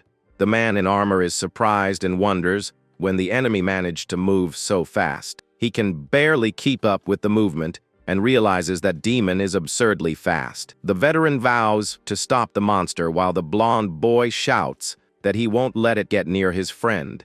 Just then, the shadow demon creates an ice barrier to block the warrior's advance. The man crashes into the wall of ice and realizes he has been completely blocked by the magic. He tries to break the barrier with his sword, but notices that it's extremely tough. At that moment, the white ogre appears behind him, preparing for a surprise attack. The warrior quickly turns and tries to defend against the monster's blow with his sword, but the force of the punch is so great that it pushes him back violently. Seeing the scene, the protagonist shouts his companion's name, desperate about the situation. The fire demon then taunts him, saying he doesn't have time to worry about others. With a wicked smile, he launches a large fireball toward the black-haired young man. The hero yells for his blonde friend to get out of there and activates a black wall to protect himself from the attack. The fireball explodes upon hitting the barrier, while his blonde partner watches everything in shock. The protagonist system detects the flame bullet and activates a rank a copy ability. With that, the analysis of the enemy's power begins, but is only at 1% progress. With his arms burned, the young man thinks he overestimated his black wall and should have dodged. The fire demon then scoffs at him for thinking he could stop his flames with weak ice. But the creature gets worried and wonders if he overdid the attack against the bearer of the demonic eye. The hero is on his knees, all burned, and the system identifies him as a simple level 0 human. Seeing the boy's level, the demon laughs and concludes that he can finish him off without worrying about the mission. But the young man doesn't give up and summons his death hound to help him fight the enemy. The fire being scoffs at him for wanting to fight 2 against 1 using a simple shikigami. With that, he launches another attack and boasts that not even 10 more beasts could defeat him. The protagonist then looks at his wolf and says that he's counting on his help to win. A large explosion occurs, and the demon is shocked to see that the target managed to dodge the blow. He then focuses on the giant wolf and notices that there's something very strange about that shikigami. The creature notes that the beast is actually running towards their mission's true target. With that, the demon faces him, and the boy thinks that if he feigns weakness, he won't be finished off. Meanwhile, the system screen shows that the analysis of the enemy's power has reached 36%. He smiles, thinking he can buy time for the analysis, but he can't bring himself to act like a coward. With a confident smile,